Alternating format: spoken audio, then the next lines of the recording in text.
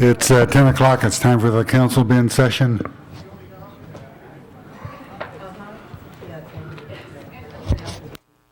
could ask for Judy, and she'll give it to you. Just say, Judy, hey, Judy told me I could get on this thing for the campaign. Can I have it, please? And she'll give it to you. Okay, bye-bye.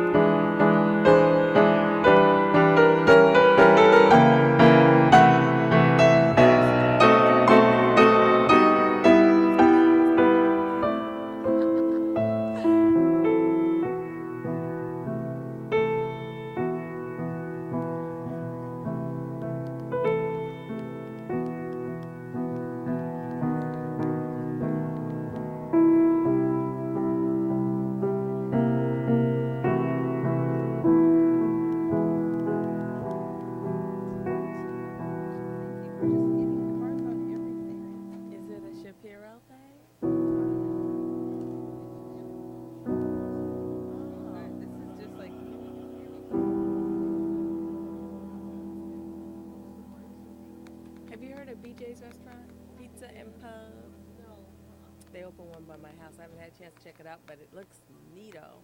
Huh. That sounds like fun.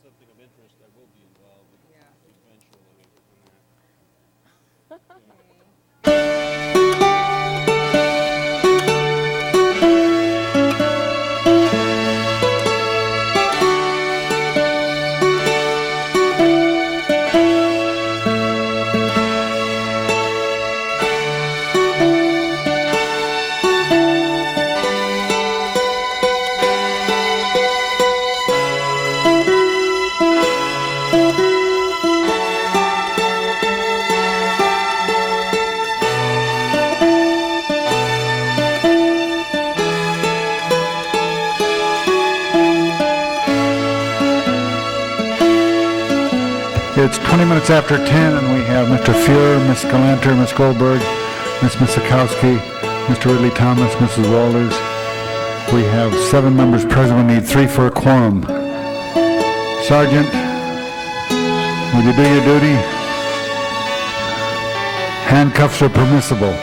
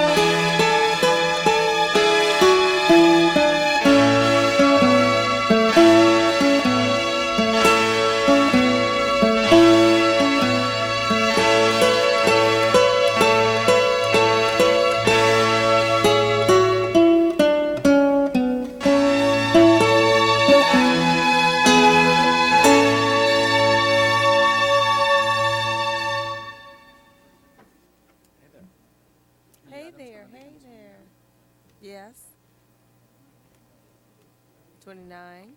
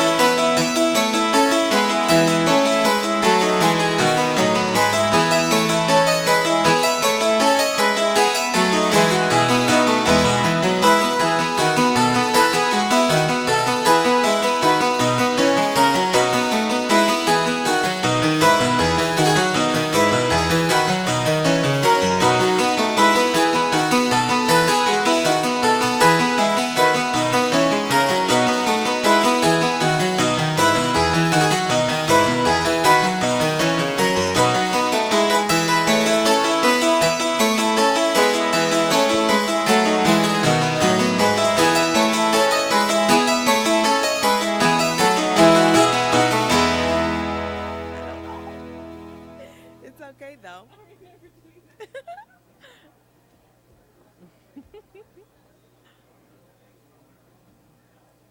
Somebody's gonna sneak.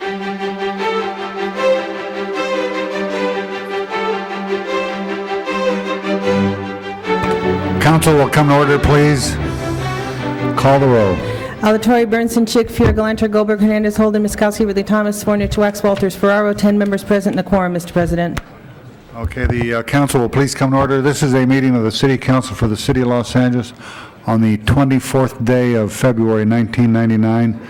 There are 15 council districts in the city. The regular meeting days are Tuesday, Wednesdays, and Fridays. We are currently being viewed by cable subscribers throughout the Los Angeles area on Channel 35, and we're also being monitored by council phone. The first order of business. Commendatory resolutions for approval. All right, Ms. Galanter moves, Ms. Goldberg second. There's no objections, unanimous vote. The next item. Approval of the minutes. Mr. Fuhr moves, Mr. Savornich second. There's no objections, unanimous vote. Next item. First, before beginning the regular agenda, Mr. President, you have several items to continue. Item number 2, I need a motion from the floor, continue to March 5th. Mr. Ridley Thomas moves. There's no objections, unanimous vote. Next item, Mr. President, number 16 and 17, you have a request to continue to March 12th. there's no objection, that will be the order. And item number 29, the closed session, the CAO has requested that that item be continued to March 16th. March 16th, if there's no objections, that will be the order. Next item. Item 29. Next item, Mr. President, item number 1 is continued consideration of the Unified Charter Reform proposal and public hearing. Okay, is there anybody in the audience who wants to be heard on item number 1, the charter? We have no cards, seeing none. The public hearing will be continued, as will the item until our next meeting. Next item.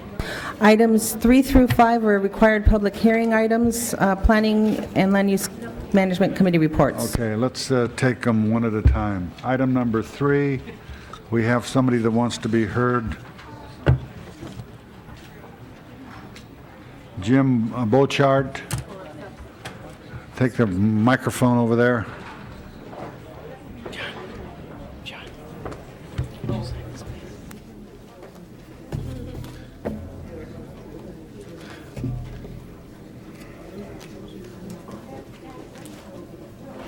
Proceed. I have some handouts for the council members. Sergeant, would you, Herman, would you take those? Thank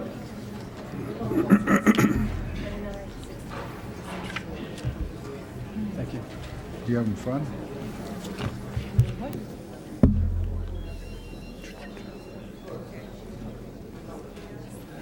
Why don't you proceed? We have a long meeting today, and Okay. unless you're through talking. No, I'm not. Good morning, councilmen and councilwomen. My name is Jim Bouchard, and I'm representing the appellant, Mr. Kopoloff, who is the owner of 5139 White Oak Avenue, the apartment building adjacent to the proposed Jiffy Lube. Mr. Kopoloff is on travel back east in winter weather, where he's helping to solve the year 2000 problem. He sends his regrets that he cannot be present for this important hearing. I want to first say that I'm not an attorney. Instead, I'm a friend of Mr. Kopoloff, and I'm a concerned Los Angeles resident who has a tremendous fear of public speaking. I've been a resident of St. James Park, the residential area of the Figueroa Corridor, just north of USC for 10 years, where I've enjoyed working with Councilman Hernandez's office to improve the quality of life in my neighborhood. So I find myself in the unusual position today of being a resident of South Central Los Angeles, concerned about the quality of life in Encino. I'm here today to drive home just one point, so I'll make it brief. The existing driveway at the proposed Jiffy Lube should not be moved, but should remain where it is. And if you look at the map in the handout, it's the second page, the proposed driveway is circled in red. The driveway should remain where it is for the following reasons. First, moving the driveway will put it close to the bedroom windows of residents. Second, moving the driveway will put a steady stream of car fumes into the pool area. Third, moving the driveway will encourage drivers to cross 4 lanes to take a left and encourage accidents. Fourth, moving the driveway will place it directly next to the apartment building pedestrian walk. The proposed driveway, the pedestrian walk, and the driveway on the north side of the building would be too close together. 5, we're only talking 40 feet. As a resident of Los Angeles, I believe that progress is not only inevitable, it is good. Compromises can make development work.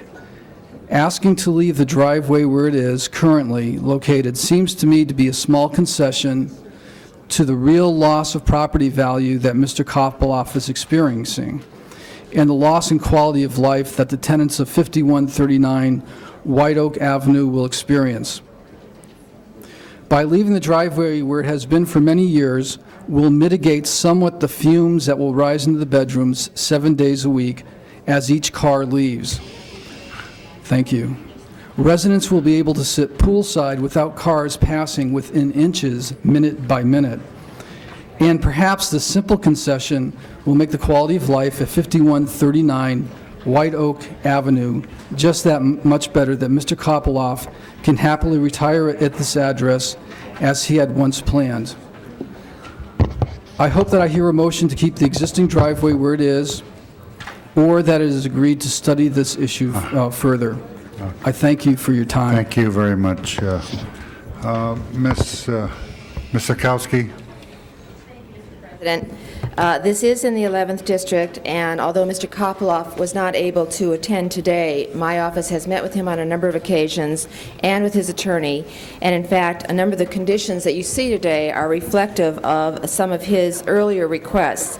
There has been additional landscaping and tree planting required across and along the buffer, and in fact, an extra area of buffering, particularly immediately adjoining the driveway proposed and his property, so that there will be a very an increased distance of landscape buffer between the driveway and his property. The driveway, as it's newly located, has been recommended by the Department of Transportation. The Department of Transportation has said specifically that they attempt wherever possible to bring non-conforming driveways into compliance with their policy. The proposed driveway happens to have several advantages over the existing driveway, stemming from its relation to White Oak Avenue, the traffic lane configuration, and its distance for Ventura Boulevard. So the Department of Transportation specifically looked at this issue, felt that the proposed driveway location was preferable and had advantage over the existing driveway, so they recommended that it be incorporated into the plot plan. And in addition to that, as a consequence, we also required additional buffering. So I think based on those specific issues and conditions and the specific review and attention that we gave to this matter, the Planning and Land Use Management Committee did recommend denial of the appeal, although we did add the new conditions, and I asked the council to adopt the committee report. Okay, is there any further discussion on this item number 3? If not, prepare the roll on the committee report. Tabulate the vote. 12 ayes. That is approved. Okay, the next item, Item number 4 is also Planning and Land Use Committee report.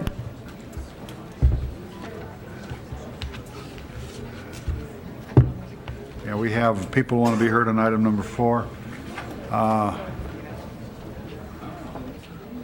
Gina Cotto, and Arthur Howard would be next.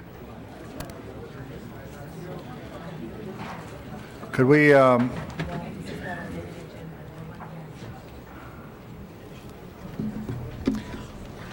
Arthur Howard. I'm Executive Vice President of the Studio City Residents Association. I'm speaking here today for Sergeant Thomas of the LAPD Vice Squad. would you pull that microphone up a little closer to you so you can... Okay. I'm speaking here today for Sergeant Thomas of the LAPD Vice Squad. We found out at the last minute that he couldn't testify in person. You have to be a captain or above to speak before the City Council. And he did testify at the prior hearings at the BZA and the Plum. Parts of his testimony are that there were many incidents and arrests for underage people in this location.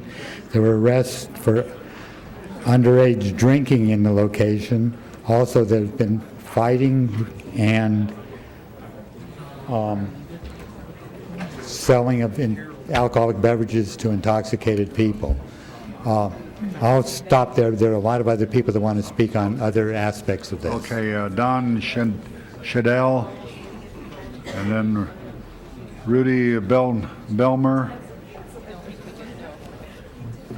Yes, sir. My name is Don Shadell, and I live at 3964 Tropical Drive, Studio City, which is approximately 260 feet from the front door of the Aftershock. Since 1995, in October, this location has been a disaster for the residential area where I live, through noise, trafficking, and only through the offices of you, Mr. Ferraro, and Wax was posting put on the streets to restrict nighttime parking between 8 p.m. and 6 a.m. to stop the people from parking in the residential area, throwing beer cans, bottles, etc. on the street, and then going down to the aftershock. Sergeant, could we clear out some of the people here? They don't belong there. They should get away from the council members. Proceed. Thank you. This particular location, as I said, has been a total heartache for the residents there because of the close proximity of us residents there, which is 260 feet. There's loud noise of music that emanates from that, which has just recently ceased due to the hearings. I've been to two hearings of the Board of Zoning, and two appeals at the Board of Zoning, and one ABC hearing, which is still pending, of two cases against the Aftershock for alcoholic beverage control. And I totally agree with the findings of both zoning administrators. Thank you very much. And then Randy Babbitt. My name is Rudy Belmer. I'm a resident of Tropical Drive, about 235 feet from the Aftershock nightclub.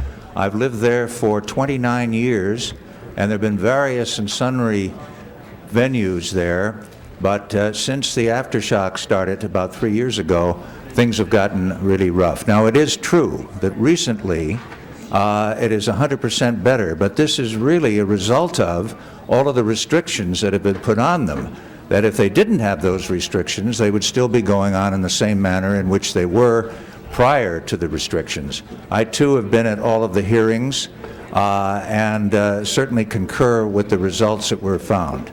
And again, I've been there a long time, and we've never had anything over the 29-year period until this particular organization moved in. Thank you very much. Thank you. Randy Babbitt.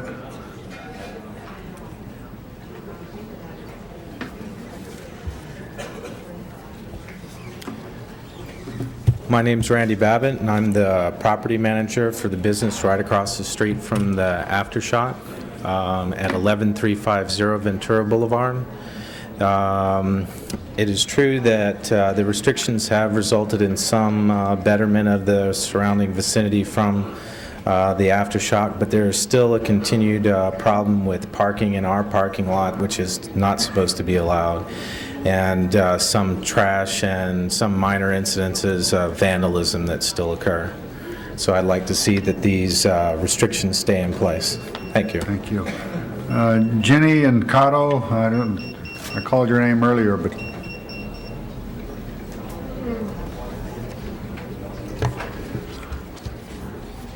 Good morning. Jenny Incaudo, Studio City Residents Association officer. We request that these conditions be in place as long as this business is in operation.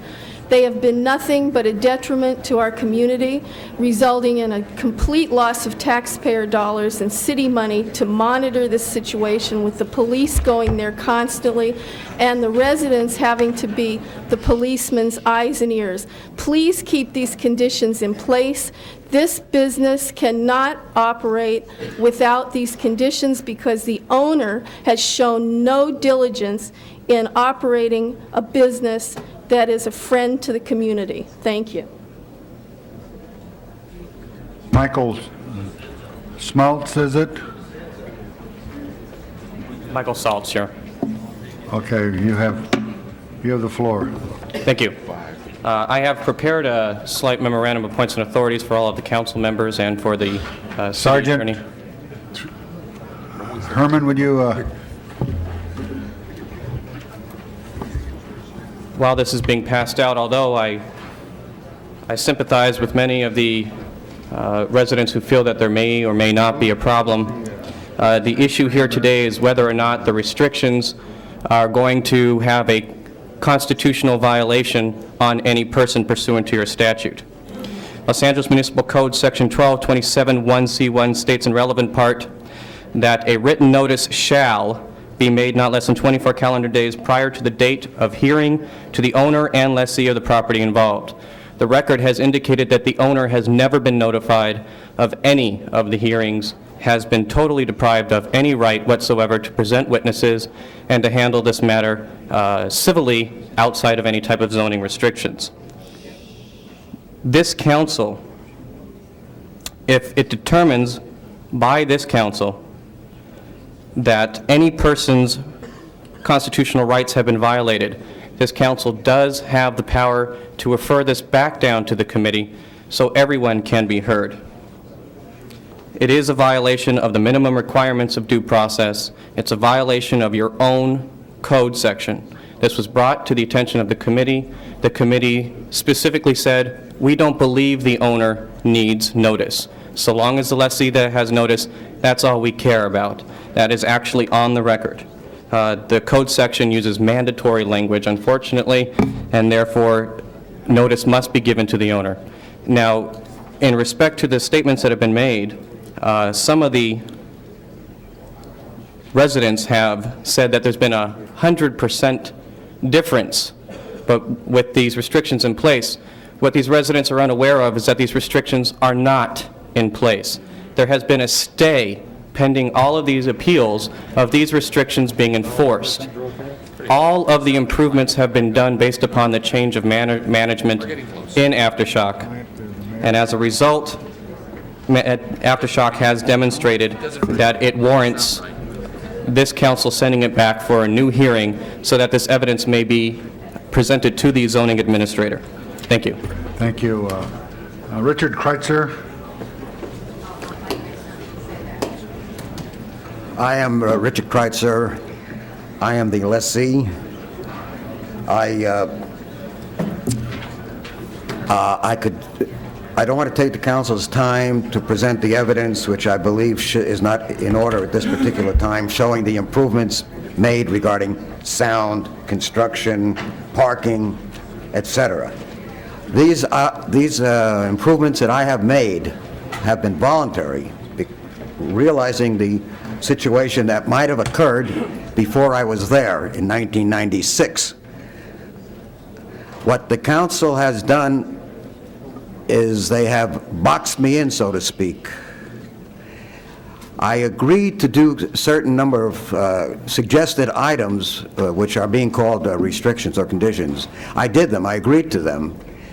Then, subsequent to my agreeing, another condition was imposed, which apparently is regarding the hours of operation. Now, if I cannot, that's why I have appealed the entire process, because if I am to be called a restaurant, then I must be allowed to serve all ages, as other restaurants in the area do. If I am to be called a nightclub, then I must be allowed to open until 2 o'clock. I must not be restricted to 12 o'clock.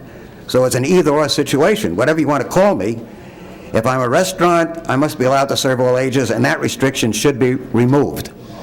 If I am a nightclub, then I can go and serve only over 21. So I am sort of boxed in there, and therefore I have appealed the entire process to allow myself to present testimony back to the appropriate authorities.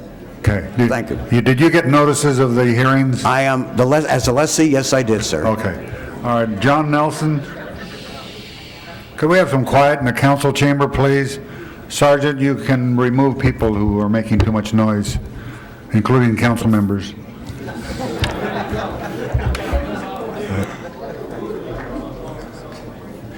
Okay, my name is John Nelson. I'm past president of the Studio City Chamber of Commerce, and I was just made aware of what's happening with Aftershock about 2 months ago.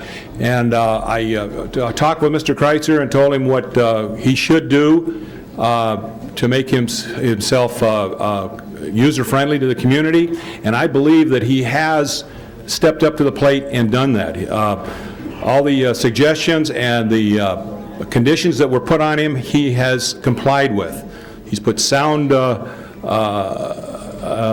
abatement in, and I have visited the location in the last 3 weeks on Fridays and Saturday nights.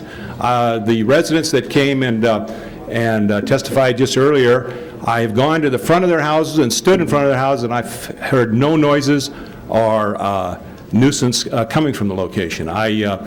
If all the conditions that he has to comply with were put into place, it'll end up putting him out of business, and you'll end up putting about 25 people unemployed. I think that he should remain in business. I admit that in the past there has been problems, but Mr. Kreitzer has alleviated those problems, and I think that he should be able to remain in business and be competitive with his competitors. Thank you. Thank you. Sam Landers. There is some confusion about whether My name is Sam Landers. I'm the owner of the property at the corner, and I've just signed a 2-year lease with Aftershock. I find that they have complied with all of my requirements in my lease. I think Aftershock is being actually harassed. I get a feeling that a dozen or so residents have made it a vendetta to close this place down, and reducing the hours is a first step in that direction. I find no beer cans on my property. It's kept clean. There's a uniformed parking attendant. So the lady from the Studio City organization had stated to you, sir, that parking is haphazard or cars are all over the place. That's nonsense. Now, Aftershock is a tourist type of place. Southern California is a big tourist. You go down to Sunset Strip, the place is teeming with tourists that have traveled here from all over the world. Aftershock in its own little way is really sort of a tourist attraction. And when you start reducing the hours, that's the first step in closing it down. Mr. Councilman, it is not a den of iniquity.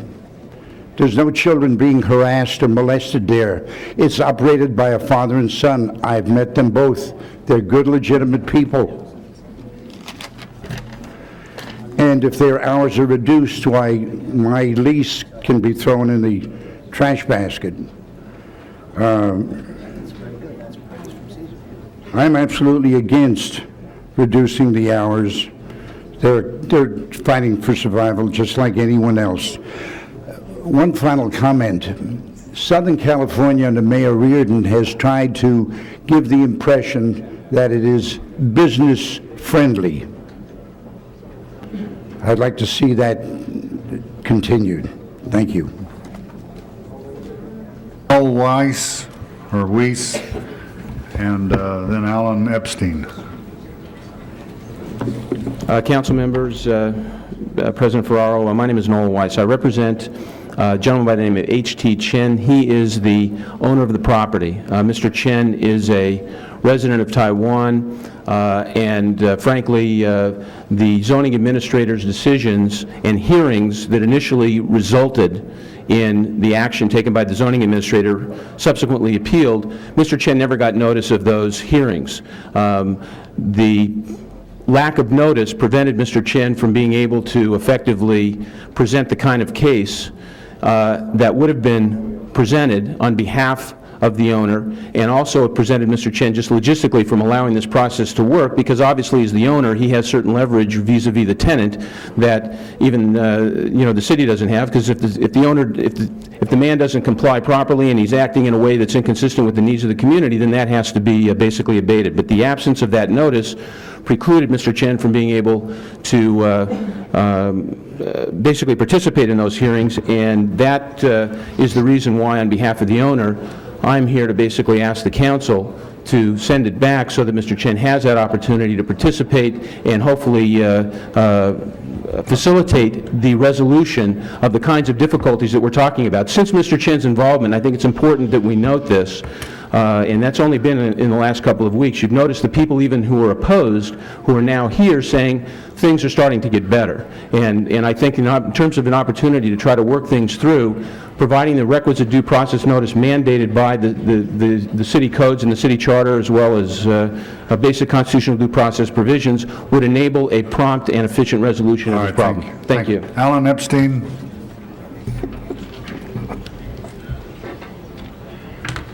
Thank you to the City Council, gentlemen and women of the City Council, for allowing me to speak. I'm a Studio City resident of 21 years. I work in the area directly across the, actually I have an office in Studio City and I work with a writer directly across the street from Aftershock. We work late until the night. We don't have any problem with noise. We don't have any problem with people bothering our cars. We have no problem with beer cans. I am less than 60 feet away from the establishment, and I don't have any problems with any of the noise. We are writers. We are working late into the evening. We have no problems with any of these things that I'm hearing. Plus, I'm hearing and seeing that the current management is trying to do their best to comply with everything that they're asked to do. We patronize the place. We don't see any difficulty with minors. Whatever seems to have happened seemed to have happened in 1996, and I don't find anything going on here relevant to what the current management is doing. Thank you very much. That's all the cards we have, so Mr. Landini, can you come forward? Yes, sir, Mr. Come up here, Lyle. You are part of the city family.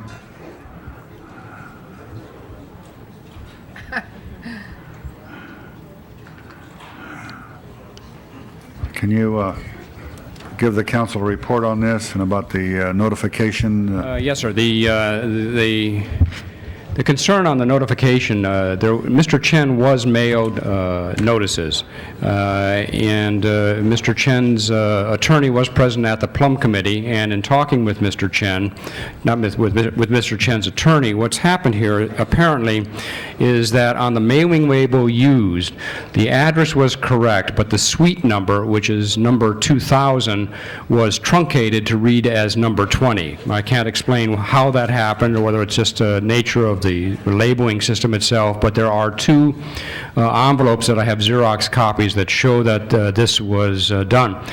I think that the test here is whether or not the fact that Mr. Chen's lawyer was present at the Plum Committee and could have made any arguments at that point is strong enough in the light that we did make mailings to Mr. Chen, but the address wasn't correct on them. If the council doesn't find that in talking with the city attorney, then I believe we would have to send the case back to allow at least Mr. Chen to have input, or we could hold this case over and just take written testimony from Mr. Chen and from his attorney.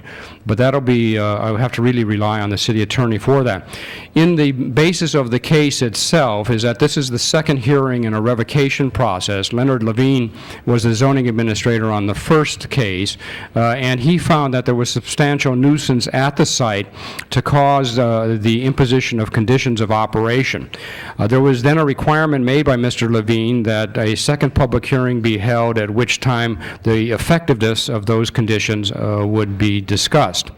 What came up in the testimony at the second hearing that I held was from the neighbors that you've heard today, saying that there were still substantial problems with noise emanating from the building and being heard up on the hillside, and testimony from the vice sergeant for this area that there were still difficulties with basically irregularities in terms of the sale of alcoholic beverages and with nuisance and loitering activities around the site. Now, since my hearing at the Board of Zoning Appeals, apparently there have been efforts made by Mr. Kritzer to contain the noise on this site as such that some of the difficulties appear to be mitigated based on the testimony of the community. There are really only one condition that is at argument here, and that is the reduction in the hours of operation to be less than 2 o'clock on Friday and Saturday evenings, and limiting them just till midnight. The reasoning behind that was a representation made prior to today has always been that this was operating as a restaurant. The original activities were that it was a restaurant. The statements to Mr. Levine was that it was a restaurant. Yet now it is clearly a nightclub type operation. The direct question asked of the Mr. Kritzer by the Board of Zoning Appeals, which he could not answer, was how many meals did he serve after midnight on any of the weekend nights. No testimony was forthcoming on that, and it led the board to sustain the zoning administrator in arguing that there was really no valid restaurant activity going on after midnight. Now, there is a weakness in the Los Angeles zoning code, and that is that when we deal with on-site sale of alcoholic beverages, we, the City of Los Angeles, do not discriminate in our actions between that of a bar, a supper club, a restaurant, or a nightclub. So there is no technical difference in those in terms of the conditional use being granted. We're working to try and make that more definitive, but at this time, they're all sort of lumped together. So we have to look at the nuisance activity, and we have to look to the original representation by the owner. In that case, the original representation was that this was a restaurant, and that there were, and secondly, that the nuisance activity is largely that of noise and loitering and trouble with alcohol inebriated people after the hour of midnight. That led to the restriction of the hours. Thank you. All right, thank you, Mr. Landini. I want to call on the city attorney. There's some question about the notification of the owner of the property, and we want to make sure that we do this properly. So could we have a response from the city attorney? Yes, please? Mr. President. Thank you. Gail Weingart, Assistant City Attorney. We believe that it should go back to the zoning administrator to hold a new hearing to give notice to both the property owner and the owner of the business. I believe they are willing to stand up and on the record say that they will waive time in this matter, and then it can go back. Should it go back to the zoning administrator to or the to zoning the planning administrator? committee? And then he The will zoning notice, administrator. he will notice a new hearing, and we'll go through the process. In light of that, I'd like to make a request that the owner, Mr. Chen, supply the Office of Zoning Administration with a certified letter stating their legal address so that we know where they really send this to them. Okay, their attorney is here, so we should know that. Mr. Wax, did you want to? President, members of council, I'm unhappy with the ZA's decision in a different light. I don't think that the restrictions are great enough, and when this goes back to hearing, you can rest assured that we're going to ask for more restrictions on this. It's not only the time of day that's at stake here with they're objecting to, but many of the original restrictions that were put in this that after the period of time of review haven't been really satisfied. The parking problem hasn't been totally resolved. It's on another street now. The complaint line is usually no more than a recorded message. Now we're going to ask that it be a live person at all the times. The security has been not visible in many occasions. They're supposed to be there. We're going to ask for more security, and we're going to still ask for the time limits. And this stuff about, you got someone here trying to give you a technicality about notice. And you got a city attorney who always kind of does that. But I got to tell you, you had notice, and you know damn well you knew about this. Your lawyers were at these meetings. You've been represented at these hearings. You want to go on a technicality, you're going to go on a technicality. The law goes that way, but you're going to come back with more restrictions than you have now because you haven't honored the original conditions. For 30 years, almost 30 years, this was a fine restaurant, no problems, and since the aftershock took over, there have been nothing but problems. You had hearings last year. You're lucky it wasn't revocated. You're just lucky you didn't get shut down. They put on, no, let's try it first. Let's put on all the conditions. Let's review them after a year. You review them after a year, a few things improved, but a lot of things didn't. Now they're trying to put some more. You're lucky they didn't close you down, so you're coming back here on a technicality. You know it's going to take a lot of time to go through all those hearings again on a technicality when you know, in fact, you did have actual notice. So, okay, but now you're going to come back and deal with a lot more. Mr. Burnson? Yes, the Planning Land Use Management Committee spent quite a bit of time on this case and basically agreed with Mr. Landini. The only real objection that we heard from the operators and the owner of the property was on the hours of operation as far as the time of shutting down. But there was an underlying question, and that was the ability to serve families if there were no minors allowed there. It was the determination, and I believe the comment that was made by the council office and by the staff, that they felt that the type of license they had and the type of conditional use permit they had required a different type of use as a nightclub rather than as a restaurant, and or one or the other, and that they needed to file a new application to come in for a permit for whatever it is they're going to be. but you can't necessarily be both. For the type of operation they have and expect to sell meals to minors with families.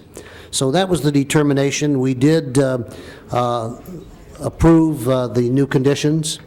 And was there an opinion issued by the city attorney that this has to go back? Yes. Yes. And it has to go back? Yes, there's a question about the notice. How soon can we have another hearing? Mr. Landini will have to set that hearing, but I'm sure that he will do all he can to The owner expedite it. was at the hearing, so why do we have to have another hearing? It's my understanding that the owner was not at the zoning administrator hearing. He was at the hearing, and he was given ample time to make his case before the committee. So obviously, he did receive notification. Now, I don't know who's... Mr. Chen is the owner. Was he at the hearing? No, he was at the Plum Committee. There may have been somebody in the audience at my hearing representing Mr. Chen, but they didn't come forward. I can't say with certainty. He that was Mr. at the Chen Plum was. Committee? Yes, Mr. Chen's attorney was at the Plum Committee. And that doesn't satisfy the... That would be the call of the city attorney. We mailed in good faith a notice to Mr. Chen at an address that we had access through the city records. That address is incorrect. It shows a He must not be well known in that building if it was because of... Well, but somehow his attorney did get the notice. Well, the fact is, if they were there, that's evidence they did receive the notice, Mr. President, and I would argue that there's really no need for this. I don't know whether the council wants to proceed. I'm prepared to proceed with the committee report today, to be very honest with you. But if you want to listen to what the city attorney says, I can tell you this. When this comes back to my committee again, they better watch out, because I'm going to be a lot tougher. Okay, Mr. Hernandez? You know, Mr. President, I also sat in that committee hearing and witnessed the representative, Mr. Chen, present in terms of his legal counsel. And his legal counsel used the same argument at that time that he didn't have notification, but he was present. So obviously they're communicating with someone. But my understanding was Mr. Chen was not the appellant of the Board of Zoning Appeals decisions. It was Mr. Landini, is that correct? I'm sorry, sir. Could you say that again? Mr. Landini, who is the appellant? Who appealed? Mr. Kritzer. Mr. Kritzer. Yes. Did Mr. Chen file an appeal? No. And who is the applicant for the application for conditional use permit? Was it Mr. Chen? Mr. Kritzer. Mr. Kritzer. Mr. Kritzer's been carried on our records as the applicant and the owner of the site. So my understanding is that we are basically putting these conditions on the applicant for the conditional use permit. That's correct. On the use of the land. We're putting them on the use of the land, which is Okay, now the city attorney is kind of sharing with me that we still have to deal with both. Okay, now. Yes. I just wanted to state those things so that there's some clarity as to what's going on here, because my understanding is also that a lot of the testimony that came before us and the representations by law enforcement, the police officers from our city, were for activities that happened after '97, and I wanted to make sure I cleared those facts up too. From my perspective, the operator of this establishment can try and create as many images as he wants and provide as much smoke as he wants and try and get as many extensions as he wants, but I think the facts are pretty clear. And again, if he wants to continue to waste the resources of the city in regards to the enforcement of the conditions of the CUP, that's his decision. But the amount of resources expended for purposes of conditional use permit is part of our decision-making process. Ms. Misikowski? No. Thank you, Mr. Chen was not there. Thank you, Mr. President. One of the issues, Yes. unfortunately, although it is a technicality, I think it is a legal one, and that, as Mr. Hernandez said, the owner of the property didn't appeal, but that's because the owner of the property arguably did not get the notice initially. So although the attorneys for the owner was at our hearing, they weren't at the earlier hearings of the ZA and the BZA, at least as they alleged, and as Mr. Landini has been able to supply in terms of a mismailed or a mailed envelope that didn't have the accurate information on it. So I believe that despite a lot of evidence evidence on the merits of the case, that the technicality is one that we should, to make this case cleaner, appropriately legal, to go back to the zoning administrator in an expedited process, as is now evident. But I think, as is also indicated, there was clear evidence in the file, and the owner of the property's attorney did hear the testimony at Plum, and so there's a case that has been made and has been built on some fairly legitimate and sound evidence as to what the problems are. And part of what the problems are that we're hearing is, to some degree, the schizophrenic operation there. They indicate that they are not a nightclub, and yet the hotline, even though it's a taped message, said you've reached the Aftershock nightclub. They indicate they want to be a restaurant, but the vice officers have said that as a restaurant, there have been young children, young people in that establishment who are getting drinks, who are getting alcohol by way of other adults in the establishment, who are buying the alcohol in the establishment and giving it to young people in the establishment. So the owner of the property, as well as the owner of the establishment, are now on notice that there have been problems, and they cannot be both. If they intend to be a nightclub, then I think the council office also indicated they should reapply for the appropriate liquor license as a bar and nightclub. It has not done that. So at this point, at least, I think everything is on the table. All of the attorneys who are here representing all the various sides know what the problems are, and perhaps they can take the steps now to clean this up. As was indicated by the Plum Committee, by the ZA, and by the BZA, as the operation as it is now running, it is having problems. The vice officers also indicated this, and the actions that were taken in terms of limiting hours are very similar to what the council has done in other cases like this, and I think would be appropriate if nothing changes there. And the indication is that nothing has changed, and so now everyone is on notice so that the case can be reviewed under these parameters and brought back to us expeditiously. Mr. Farrell, one comment, if I may, sir. I'd like to just point out that I believe all of the conditions imposed by Mr. Levine are still in place. So the only thing that really changes here is that the reduction in the hours of operation that I made is set aside. It goes back to Mr. Levine's earlier one, which allowed them to 2 o'clock on the weekends. But all the other conditions about security, et cetera, are still in place. Let me say that it's my district, but I would hate to see this overturned by a technicality. I think we have to rely on the city attorney's opinion, but sometimes we wonder about that. Mr. Wax? Just let me briefly, members of council might be a little confused. I live right near here, and the constituents who are being bothered by it are in my district, but the business is in Mr. Ferraro's. That's kind of an example of the gerrymandering of 1986, but that's why we both have a keen interest in this. A couple of points that are really of interest. This really surprised me. The vice officers were here who have been involved in making, I understand, a tremendous number of arrests over the past couple of years, and they were asked to leave.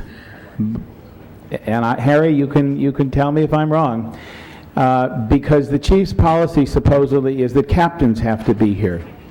Now, I don't know about this policy of captains having to be here, since the captain isn't the one in there. It's the SLOs and the vice officers that are there dealing with these problems all of the time and making the arrests and dealing with the constituents. A captain out there has got a lot of things to do right now. We've got a rapist running around North Hollywood who has already attacked 2 people. I don't know why he has to be here. So he was told, so the vice officers, I understand, told to go home because he didn't come with his captain.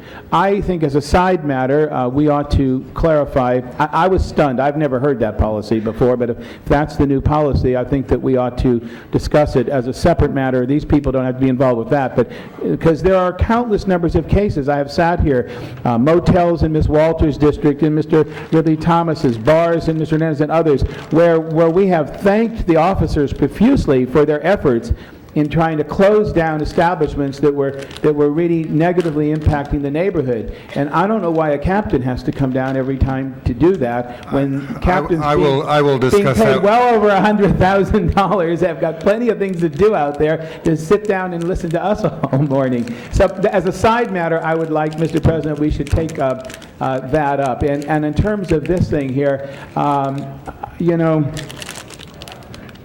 I'm really disappointed. I would have hoped that the owners would have come in here and said, let's try it, make it work.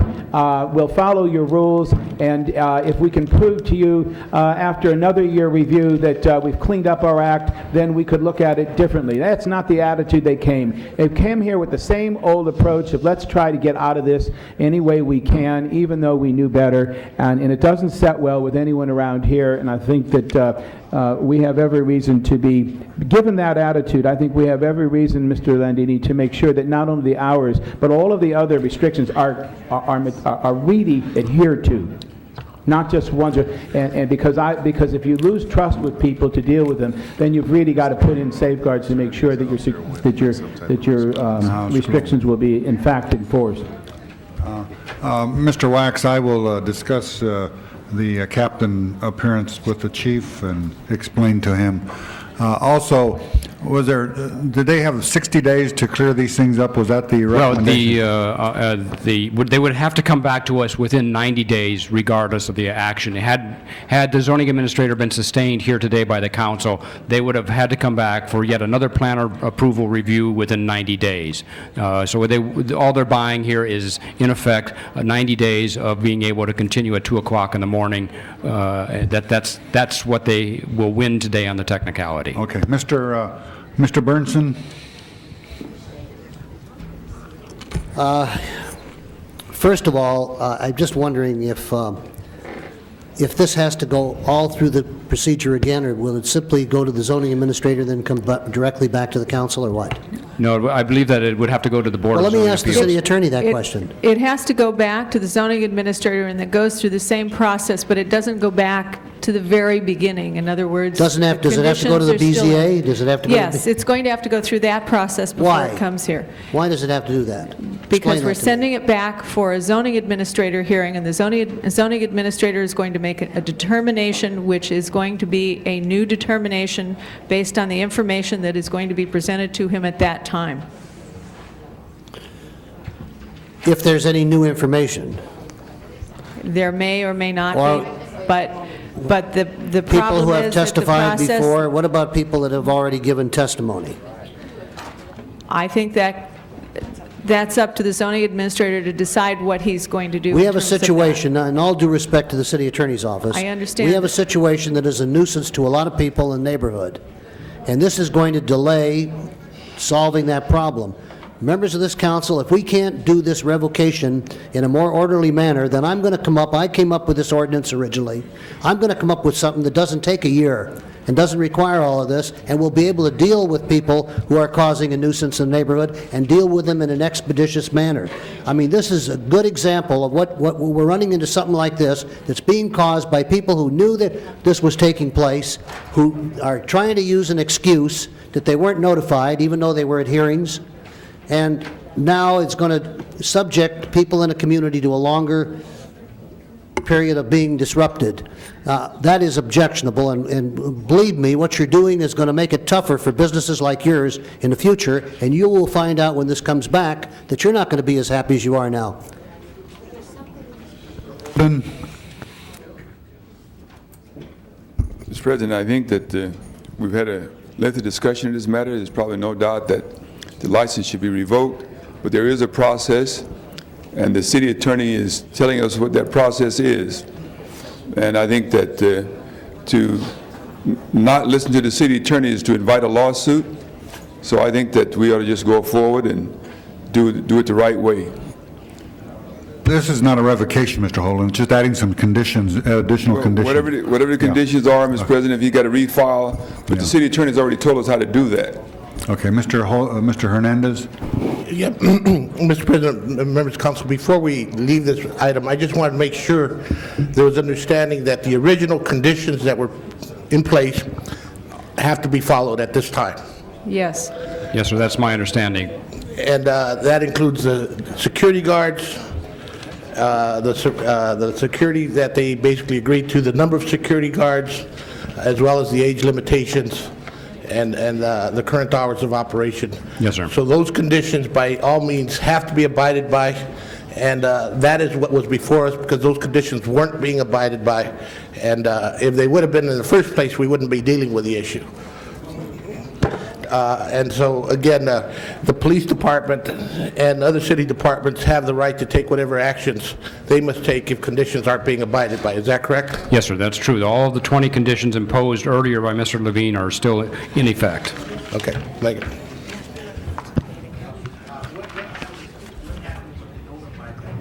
Well, then what happens is that technically, we would move forward on the revocation action on this. One of the things that we are lacking is citation authority.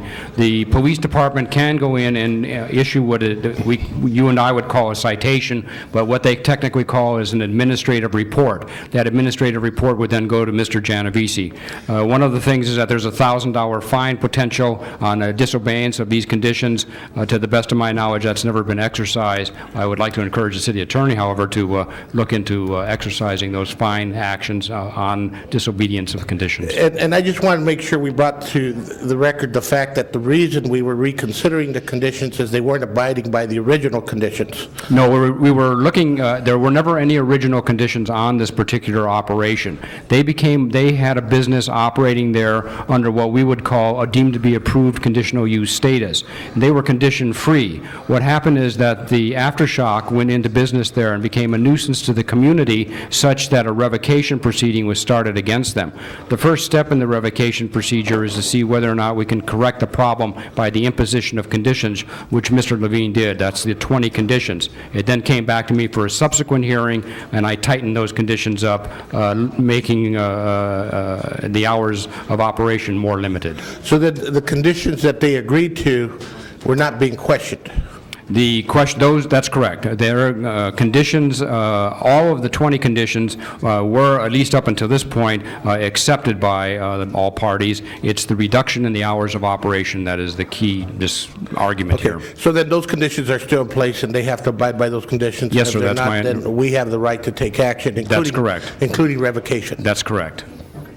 Okay, then the recommendation of the city attorney that this be returned to the BZA? To the zoning administrator, sir. Zoning administrator. Mr. President, I would like to ask that the lawyers for both the applicant or the business and the property state on the record that they are willing to waive the time so that it could be sent back to the zoning administrator. Can we have them come up and give that?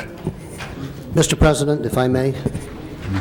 I think before we send this back, I think we ought to give the applicant an opportunity to change their mind about this. They may very well find that it may be to their advantage. Can you respond? Thank you, Mr. President. Actually, I thank you, council member, because we did want to respond to this. We have been trying all along to see if we can reach some sort of... Could you identify yourself, please, My name for the record? is Michael Saltz. Yeah, what do you tell us about your hearing? And you represent? I represent Aftershock, the lessee.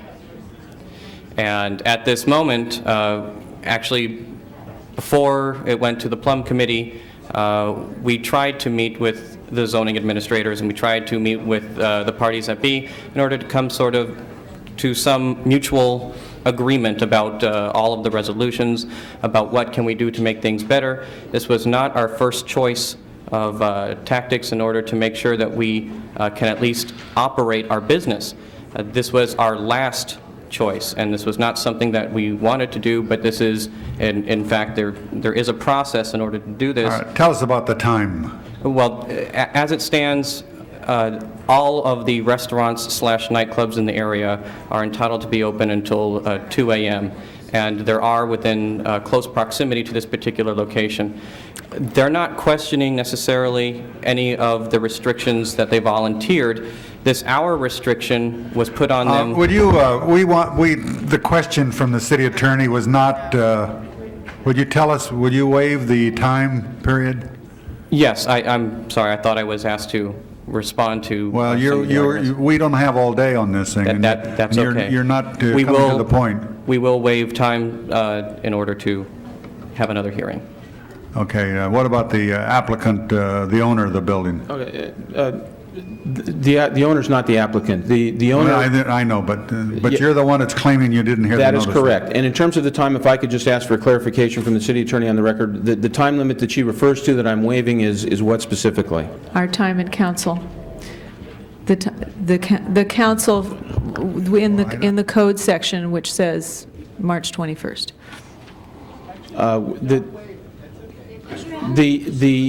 That says March 21st in terms of what again? I'm sorry. That the council must act by. By March 21st? Is it contemplated, I mean, I wouldn't want to be waiving the 24-day period as we discussed. If what we are saying is that if you want this to go back to the zoning administrator because there is a time defect in the notice, the council could not act by that time, and therefore you would need to waive the time so that it can go back. Okay, to that extent, yes, the owner would waive that particular provision, and again, with the understanding that we would get the 24 days that we're entitled to under the code by the zoning administrator. You will be given the 24-day notice as required by the code. Thank you, I appreciate that.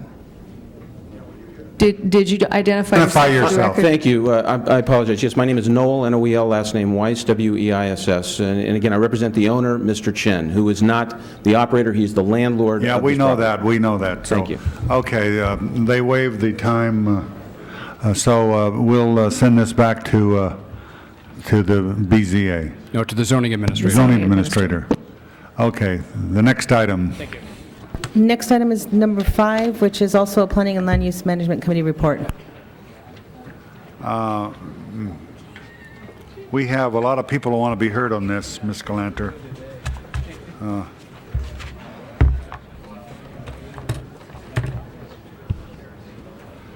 Roa Bopana, Ms. Galanter? Am I on? All right. The Plum Committee did have a hearing on this matter. I believe it was a rather extensive one, and we've had over 30 community meetings. However, since there are a number of people who want to be heard, I will leave it in your discretion as to how long a hearing you want to have. 3 minutes? You're in charge, John. I've heard it before, but some of the rest of you may not have. No, we want to be fair, but by the same token, we don't want to hear from all these people. We could have those. What is your name? President Farrar, my name is Charles Brumbaugh. I'm the attorney for a number of the appellants.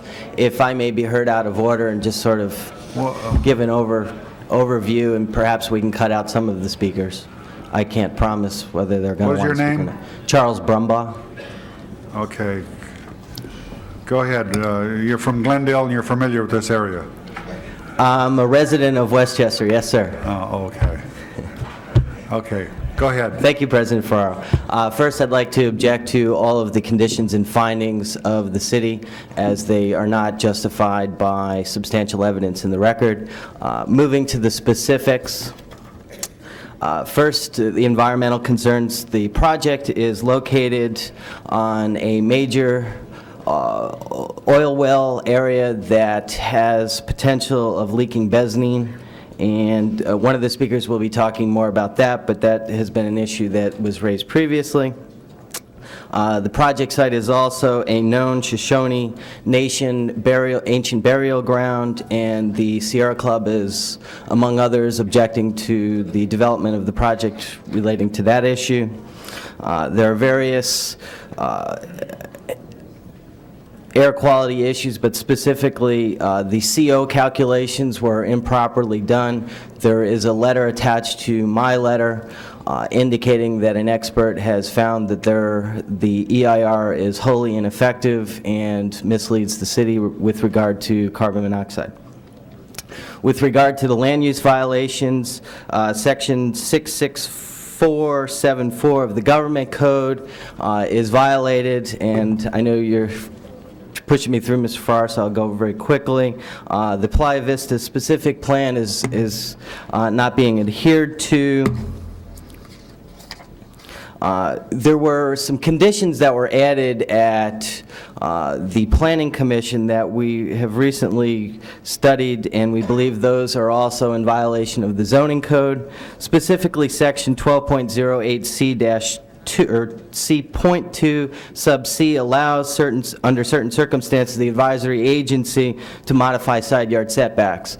That authority is vested in Section 17.05H of the zoning code. However, Section 17.5H 1 through 10 do not allow, under the circumstances of this project, for a modification of side yard setbacks. It would allow for side yard setback modification if, for example, there was an oak tree or some other unique circumstance, such as a hillside area or something like that, but that's clearly not applicable to this. In addition, the city, I hate to revisit the issue of notice. The council members aren't overly excited about that. However, my office requested notice, and a number of additional residents requested notice and were never given notice. In addition to those items, the neighborhood itself originally was not overly excited one way or the other about this project, and a steering committee was created. The steering committee originally was active and thought that the project could be developed properly. However, as the hearings and the meetings progressed, a number of the steering committees became very disappointed, and as we stand today, about 66% of the original steering committee members are opposed to the project. In addition to that opposition, there are approximately 95% of the community at large in opposition to the project, and we will have maps. I understand, Mr. Farr, I'm going to wrap up right now. Yeah, that was a quick overview. Thank you very much. I apologize if I went too long. I don't know where to start. There's so many people. Why don't we just have the applicant? No, the applicants are on this side. This is the applicant. Who's and this? These are the All right, Peter Landnar, and you can have all your people that are going to stand that are not going to speak, because we can't possibly hear all these people. Thank you. Good morning, Mr. President, members of the City Council. My name is Peter Launer. I'm a Vice President with Catalyst Residential Group. I'm the applicant.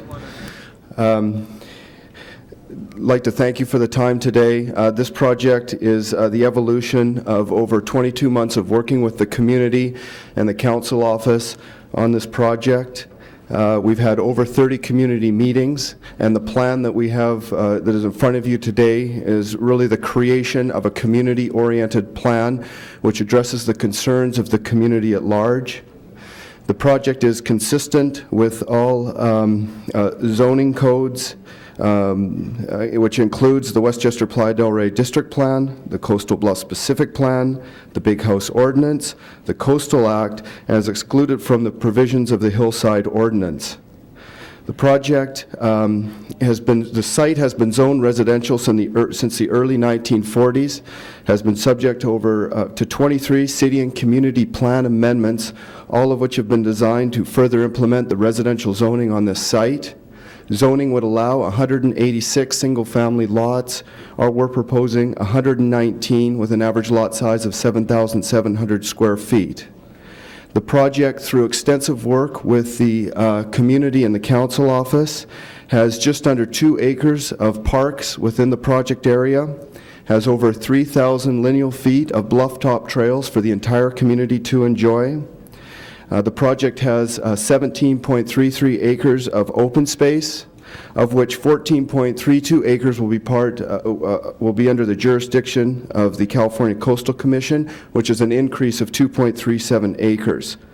All the parks and the open space will be maintained by a property owners association, which we will be creating for our project. A key issue with the project and in working with the community is preservation of the bluff face. We are leaving the bluff face in a natural state, where 73% of it within the coastal zone will be left natural. We will revegetate the slope, and this is really a new approach for the city, and I thank the staff for being sensitive to this environmental solution to the bluff face. We recently conducted a methane gas test on the site last Friday. There is no methane gas detected. The Department of Building and Safety does have a condition on our project that we, prior to grading, that we do additional methane gas testing to the satisfaction of the city, and we are willing to do that. At the Plum meeting, there was issues raised regarding the liquefaction and a potential clay cap on the site. We met with the Department of Building Safety and the Councilman Burnson, and this issue has was addressed in our approved soils reports, and I have reports here for which I would like to submit for the council's review. There was also letters submitted at the Plum meeting, and we've had our law firm of Latham & Watkins respond to issues that were raised at the Plum hearing, which I would like to also submit. Additionally, we have recently completed a fiscal impact analysis for the site, where this project will be producing an estimated annual positive net fiscal impact of $189,000 annually to the City of Los Angeles. Again, the project is seeking no variances, and no variances are needed for this development. And to conclude, we have worked very closely with the community in creating a traffic program where we're committing $400,000 towards solving existing traffic problems for which we're not impacting. We have significant community support today for the project, and Mr. President, I'll leave it up to you to how many of those people you'd like to have speak. Well, we'd want to hear some representative groups, so we'll call on Richard Schoenfeld, and then Heather and Lemon, and we'd appreciate if you wouldn't repeat.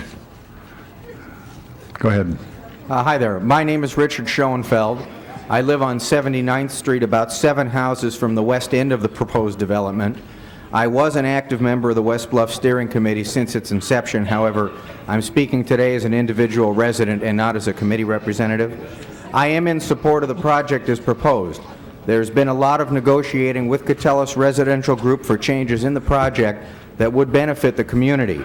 I commend Mario Yurovich and Councilmember Galanter's office for all of his help in getting these changes accomplished with Catellis. I personally believe there are traffic issues with the intersection at 83rd and Lincoln on the west side of Lincoln that should be addressed.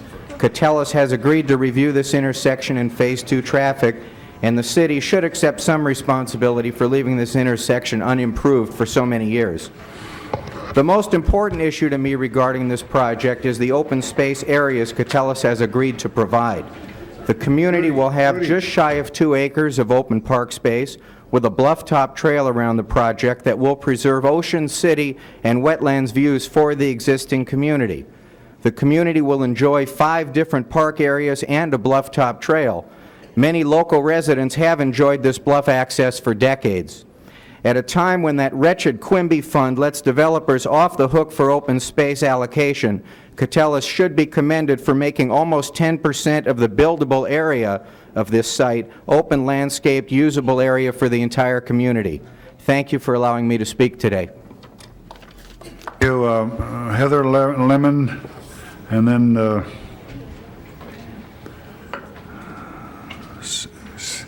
go ahead. Mr. President, I'd like to I'm trying to figure out this next name, and go ahead. Mr. President, I would like to give my time to Rowena Ake. Who? Rowena Ake. Okay, Rowena. Thank you, Mr. President.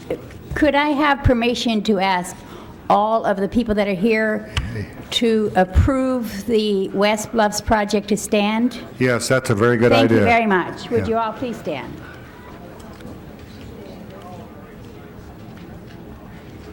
Okay, thank you. I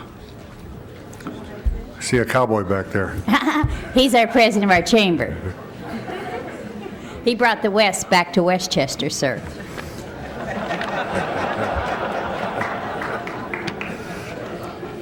My name is Rowena Ake, and I have been a commercial property owner on Lincoln Boulevard adjacent of the proposed West Bluff development for over 33 years and a resident for over 45 years. As a Playa del Rey resident and Westchester business owner, I have always been active in community affairs. I recall the airport taking approximately 2,000 single-family homes in the Westchester, Playa del Rey area. I myself lost 2 to the airport. That housing inventory has never been replaced. West Bluffs would be the second significant addition of quality single-family homes in Westchester Playa del Rey in over 40 years. When I first learned of the proposed West Bluff development, I had concerns as to the impact that it would have on my properties as well as the entire business district. Mr. Lahner and I met several times. He explained the proposal and most importantly, listened to my concerns and addressed them as I also made it a point to talk with people in the neighborhood adjacent to the proposed development. I coordinated a presentation by Cotillas for the Lincoln-Manchester corridor businesses. Given the mitigation measures and concessions for open space to which Cotillas has committed, I've concluded there's excitement, enthusiasm, and support of the West Bluffs. As a real estate broker, I know there are many growing families who are shopping for new homes. They want to stay in Westchester, Playa del Rey, where they have established roots and relationships. But there isn't enough quality housing in the community to fit their needs for bigger homes. But as you know, some residents don't have the flexibility to take time from work to attend meetings. I know there are many community members who do support the West Bluffs, but could not be here today. I want to commend Cotillas for their work with the community. They reached out in an effort to inform interested community members, and they made major concessions to the adjacent residential community. I ask you to please deny the appeal against West Bluffs so development can begin. Thank you for allowing me to speak. Thank you. The next speaker is Richard Harris, to be followed by Judith Chanchimino and then Craig Eggers. Good morning. I'm Richard Harris. I was born in Playa del Rey, and I now live approximately a block to the west of this proposed development. I originally became concerned and involved with the development because of concerns over traffic issues that would arise with the development. And after becoming involved in the community group, found ways within our community to resolve those concerns, working both with the developer, with the community residents, and with the council member's office. Since then, the concerns have been to preserve some of the bluff area that we've all enjoyed in the area, so that we could overlook the Santa Monica Bay and overlook the Bologna wetlands. The developer worked with us after some initial resistance, worked with us to develop a bluff-top trail through the development that will preserve and keep this space available so that all the residents of the surrounding area can now still overlook the bay and the Bologna wetlands below.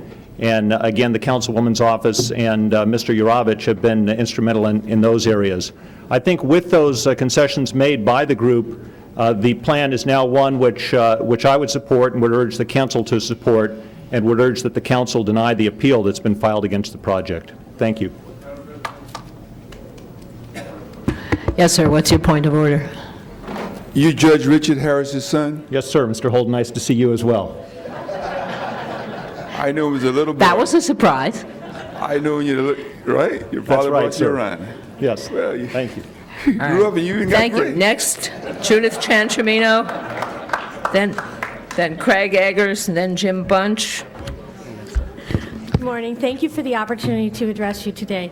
My name is Judith Chanchimino, and I'm a resident of 83rd Street and a neighbor of the West Bluffs.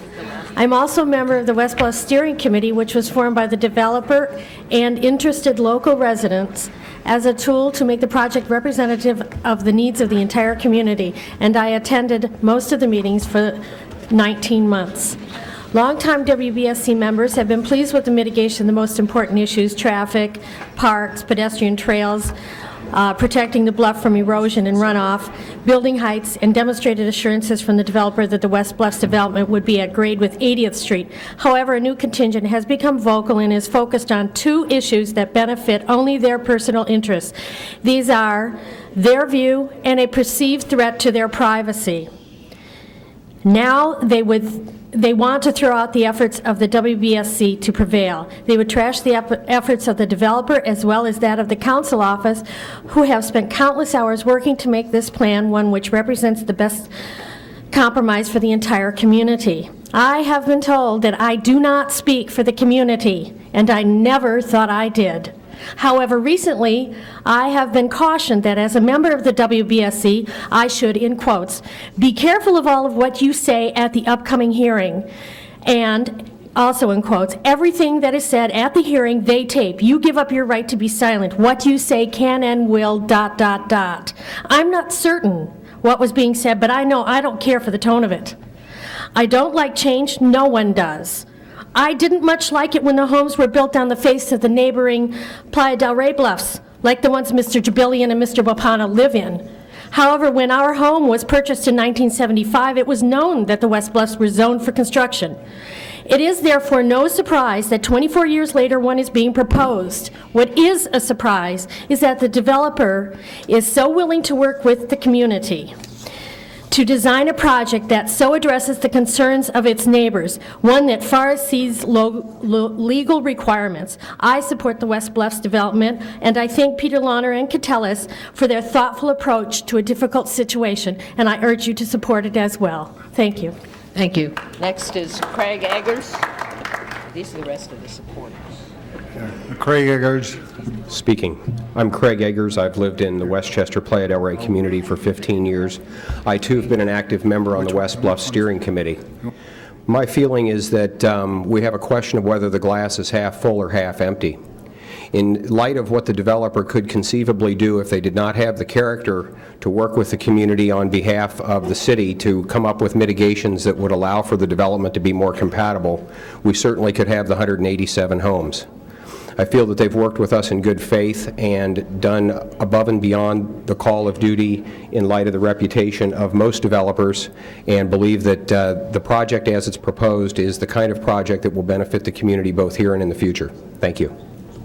Jim Bunch, and then Brian Woods. There he is. Mr. President, council members. Go get him, Tex. My name is Jim Bunch. I'm president of the Westchester LAX Marina Del Rey Chamber of Commerce, and along with Councilwoman Galaner, we're putting the West back in Westchester. But I'm representing 650 members of that council today, and we are wholeheartedly and unanimously in support of the project. Catellus has made an outreach program to the community that is very pleasing to our chamber, and we support the project, and we urge you to deny the appeal. Thank you very much. Brian Woods.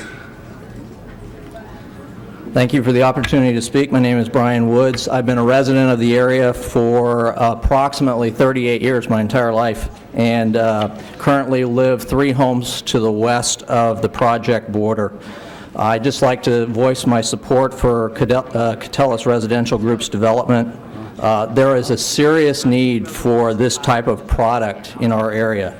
Homes like the one that I live in are growing smaller and smaller for growing families like mine. Based on current market conditions in the area, demand for larger homes clearly exceeds supply.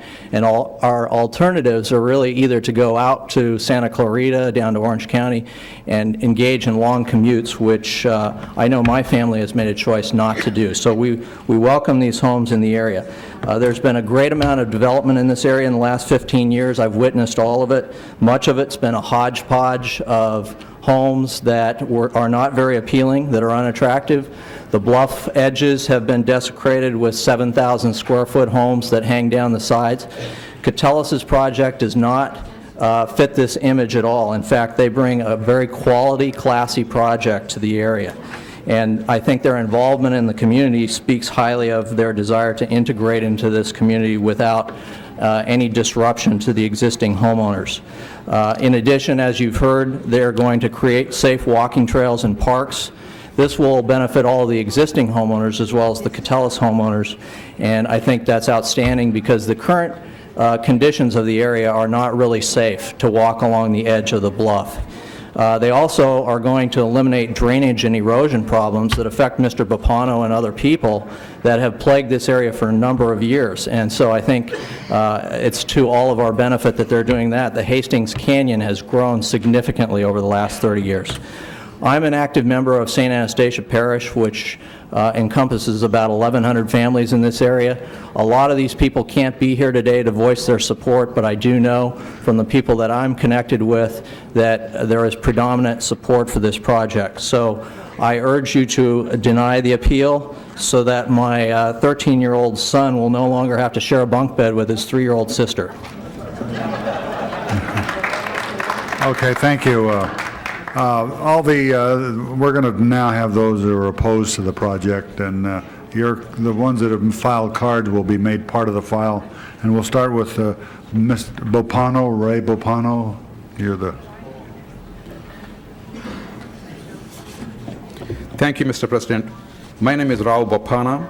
I live at 7824 Burger Avenue, right adjacent to the proposed project. I am one of the appellants on the above reference project. It is my opinion that the tentative track map submitted in October 1998 by Catalyst requires many discretionary decisions be made by the public agencies in favor of Catalyst and against the interests of the surrounding property owners. However, the project as proposed does not address the concerns of the surrounding property owners, and it seems that neither the city nor the developer adequately reviewed reasonable alternatives. I believe that if the city certifies the EIR and approves the above tentative track map, it will be responsible for the resulting damage to the surrounding properties. Hence, I request that you not certify and approve the EIR and the tentative track map and direct Catalyst and the planning department to rework the track plan, taking into consideration the surrounding property owners' concerns.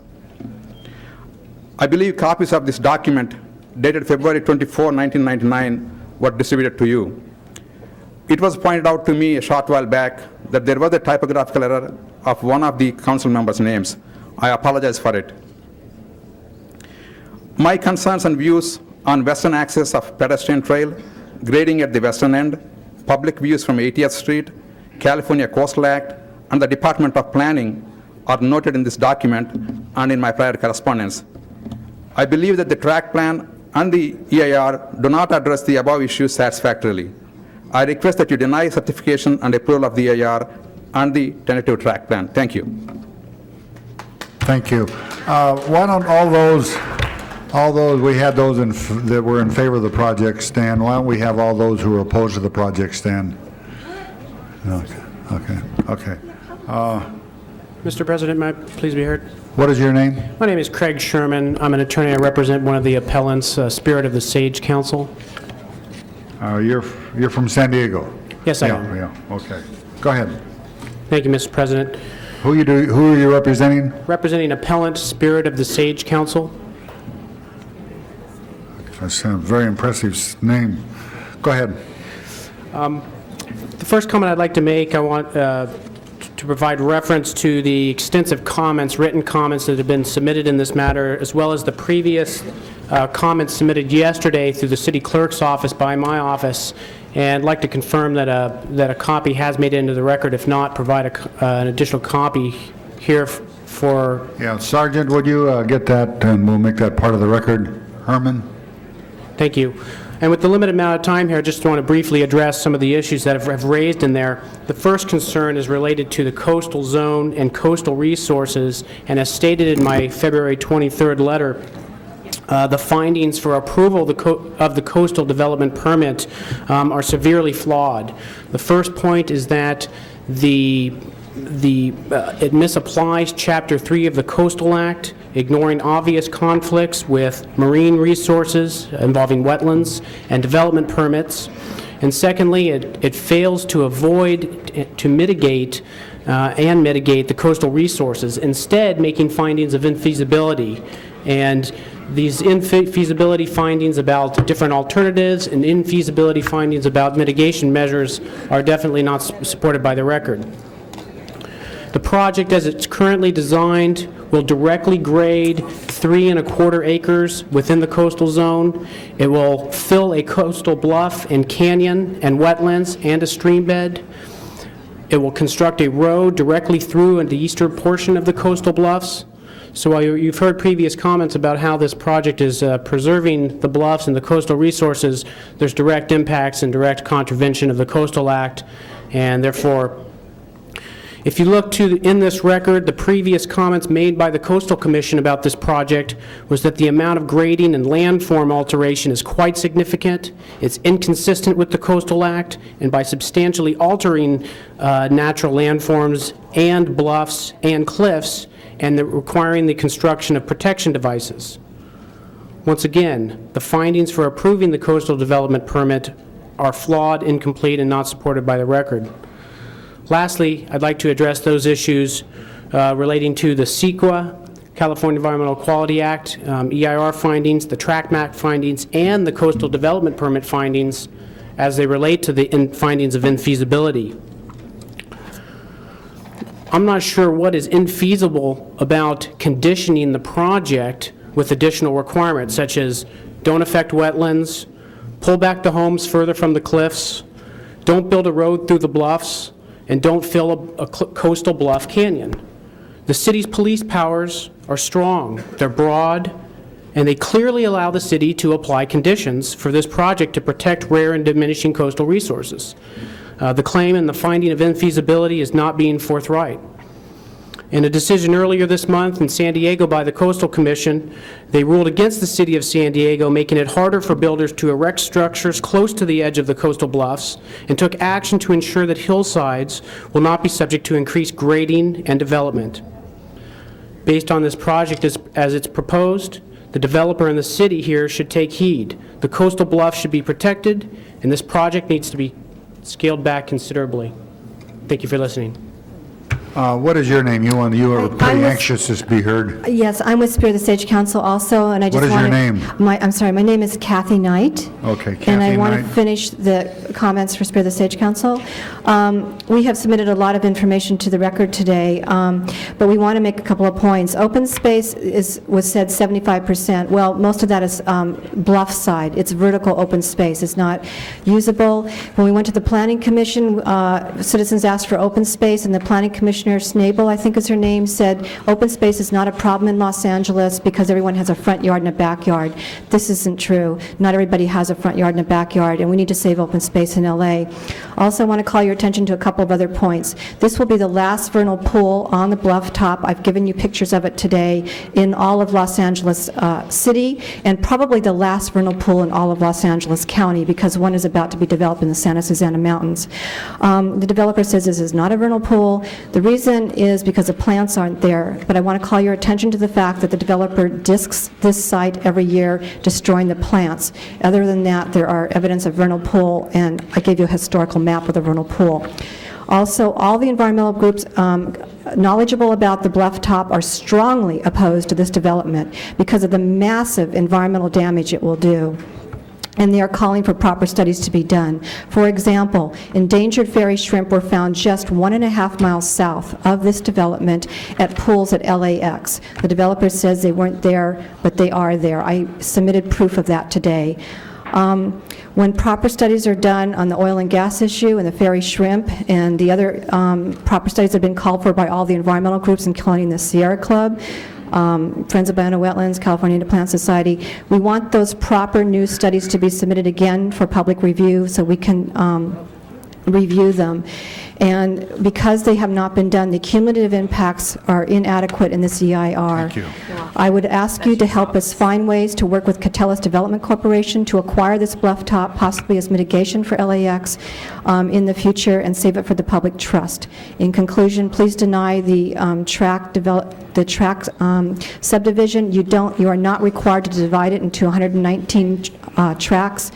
There's only one tract now. If we save it as one tract, put one home up there, we can save Native American village sites, the vernal pools, and the animals. And I forgot to mention the village sites. The developer says they are not there, but I submitted proof today they are there. There are 30,000 artifacts that have been found in these locations. They're the last two village sites of the entire bluff top. The LA County Regional Planning Commission recognizes that these are village sites for the Shoshone-Gabrielino Nation. Chief Yana Vera Rocha could not be here today due to her health, but she asked to resubmit a previous letter that she has already submitted. My last and final point is in your packets. I included an invitation to a PBS documentary that just came out about saving the Ballona ecosystem, hosted by Ed Asner. I hope that you find time to attend one of those showings of this PBS documentary, because it will put all of this into perspective. Thank you so much. And I hope that you give these other people a chance to talk, because the other side got a lot of time, and they've taken off time from work to come Thank you. down here. Thank you. Albert Jabilian. Close enough. And Patricia McPherson would be next. You can get behind Mr. Yeah. I live adjacent to the project on Berger Avenue. Many members of the community went door to door with a petition against its development in its present form. We were only able to contact 181 of the immediately impacted homeowners, of which this chart will show shortly here. On that chart, there are 166 signed signatures against the project. They're shown in red. 16 households are for the project. In total, there are approximately 2,500 signatures throughout the whole community against the project, again in its present form. Many of the signatures against the project are from the steering committee members themselves. Approximately half of them have already signed the petition. Of the 32 homes that are directly across the street on 80th Street in Rayford, 30 signed the petition against the project, and 2 are for the project. So I ask you to accept our appeal, and Mr. Bopano, yeah, you already have, I've distributed to all you members a copy of this map with a cover letter stating the various statistics. Thank you. Thank you. Patricia McPherson, and then Alte Wally Zahed. Patricia McPherson, representing the national organization Friends of Animals. The West Bluff EIR should not be approved, as it is not complete in its environmental assessment of the property. It lacks a risk assessment for health and safety issues regarding toxic and hazardous gases that are known to exist directly adjacent to the property. The high possibility of the Southern California Gas Company reservoir extending directly under the project has not been determined.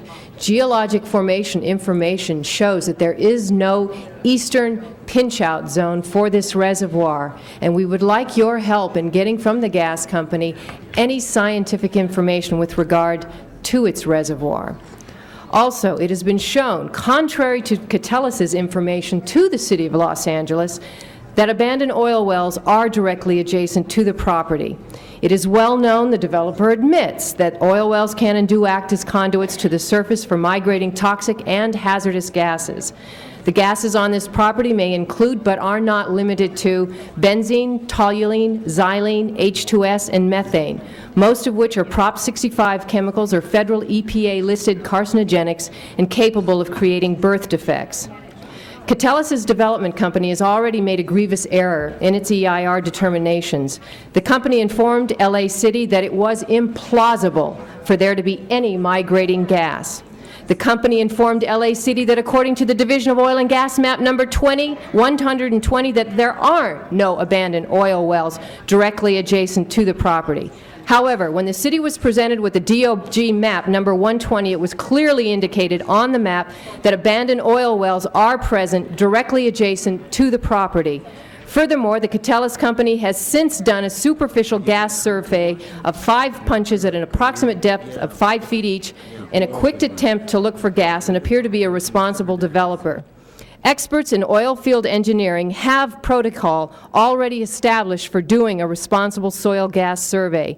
This information of protocol is being rendered up to the city. Like the Belmont complex, where the city agreed that no mitigation should be discussed until an investigation to determine the character and extent of toxic and hazardous gases is determined, Likewise, the almost identical setting of the West Bluff needs to have a responsible testing done before mitigation is discussed. Like the Belmont complex, protocol for a responsible testing situation would include probes put into the ground in a sequential pattern where the probes are of a depth to approximately 40 to 60 feet, with various levels being tested all the way to the surface.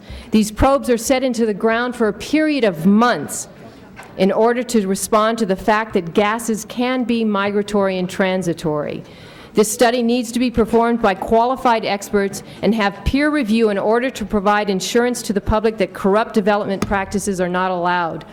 The entire Ballona Wetlands Tract has recently been declared by the City of LA to be a high methane potential risk area. The City of LA already recognizes that hazardous gases can be highly migratory and transient, therefore did not allow Playa Capital to only mitigate in high methane hotspots that were recently discovered. The entire Ballona Tract must be mitigated to the highest current standards for health and safety. The explosion and fires of the Fairfax incident created in 1985 created much of today's standards. However, standards for the future may also increase in protection as we learn how to deal with areas such as Ballona, which has more conditional I'm almost finished. Yeah, I hope with so. conditional problems than the Fairfax area. Sir, I'm concerned about health and We're safety of human concerned beings. too, but you made your point The West many Bluff times. shares with Ballona in the newest mapping for liquefaction and bluff instability problems. The map is available, which has conditions for dealing with high liquefaction concerns as well as the bluff instability. The outcome, however, of dealing with insurance claims due to this mapping has not been resolved. Thank you. Wally Zengler. Excuse me, Mr. Ferrara, you promised this community that you would deal with the gas issues. Mrs., would you please be seated? We have other people that want to be heard. The letter has Sergeant, been would you already ask the lady to submitted. be seated? Please fulfill your promise on dealing with the people that live in this area. Yeah, well, that's very nice of you. We appreciate that. Where is your promise? I don't know what promise you're talking about, but anyway. Okay, would you be seated, please? Sergeant, would you ask her to leave if she can't be quiet? We have other people who want to be heard. Good afternoon, Mr. President. This is Ate Walizadeh. I would like to give my time to Rex Franklin. Thank you. What is your name? My name is Rex Frankel. I'm the Vice President of a Coalition of Concerned Communities. It's one of the appellants in this case. I'm also President of Save All of Ballona, and I'm representing the Ballona Ecosystem Education Project. We are all organizations that are opposed to this development. We have substantial membership in the local community, and there's no reason to approve this project today. We'd also bringing you the statement of the Sierra Club. I believe it's been placed into the record. The 50,000 member plus chapter of LA and Orange counties is also unanimously opposed to this project. I want to correct a few statements that have been made already.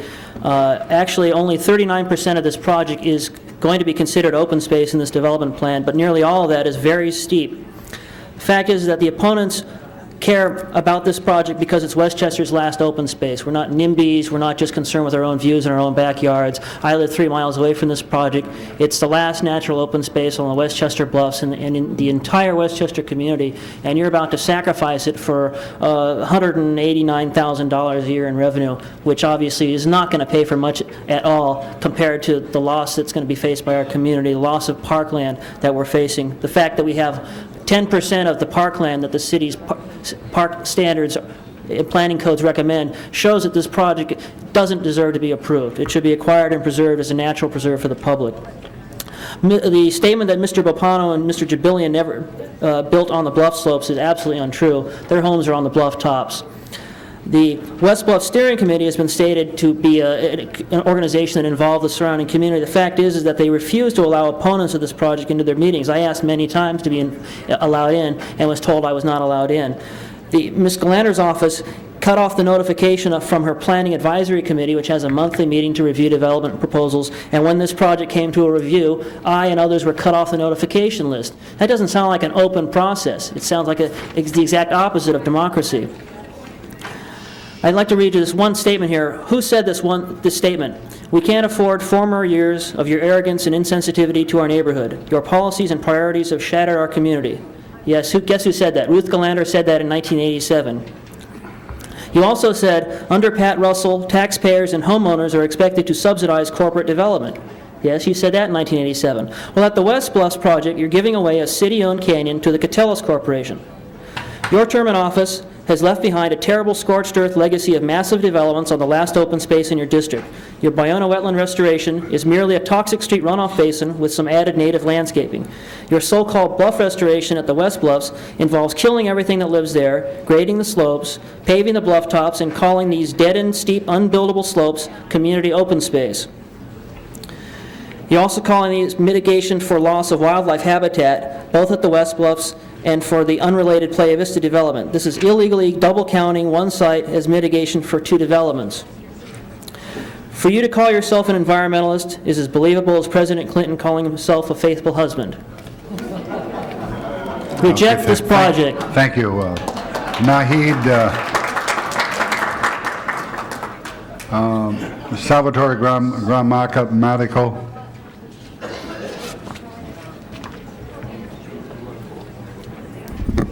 Signore Ferraro, I think you need to take some classes in Italian. I'll be more than happy to teach them to you. Well, when you want to do it? I need a lot of lessons today from a lot of people. I know. Signore Presidente, mi chiamo Salvatore Grammatico. I reside in the community of Del Rey, which happens to have a mailing address of Culver City, which is one of the big problems over there. I agree with all of the people that have testified. They almost have taken everything with the exception of a couple of few things.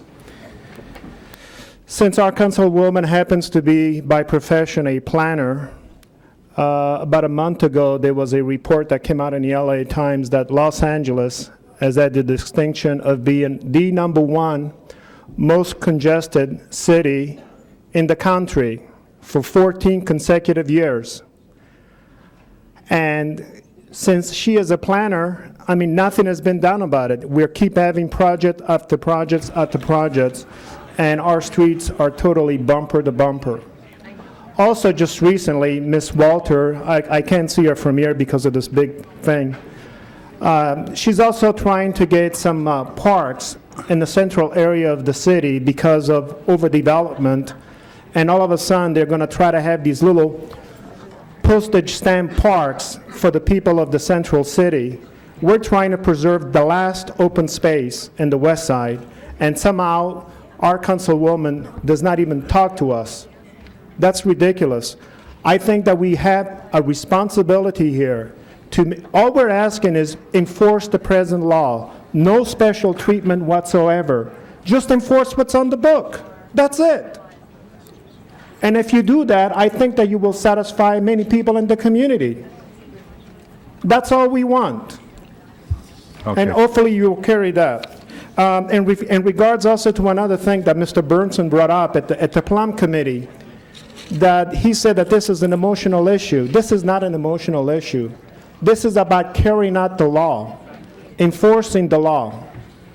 And there is a lot of people here that are sick and tired of what's going on in the city. That's why you have a charter reform, and that's why you have people in San Fernando Valley are getting sick and tired of it.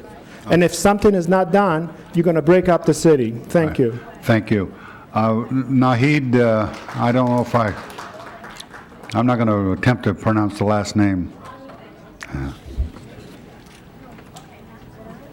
My name is Nahid Walizadeh, and I am resident of 7468 West 88th Street.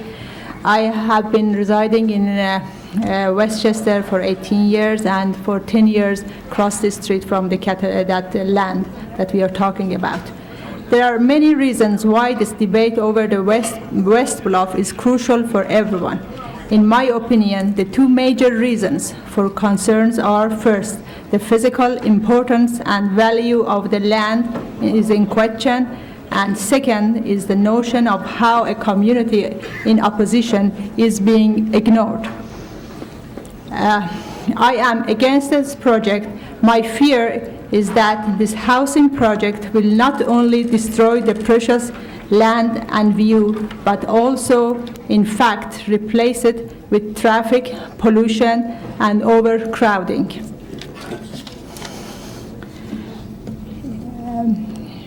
I have great reason to complain and seek a better situation. We all have great reasons to enjoy this land, the last land of this area, and protect its value. Therefore, I am against it.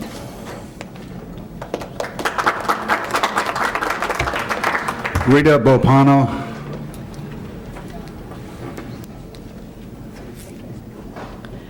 My name is Rita Bopana. I live at 7824 Berger Avenue.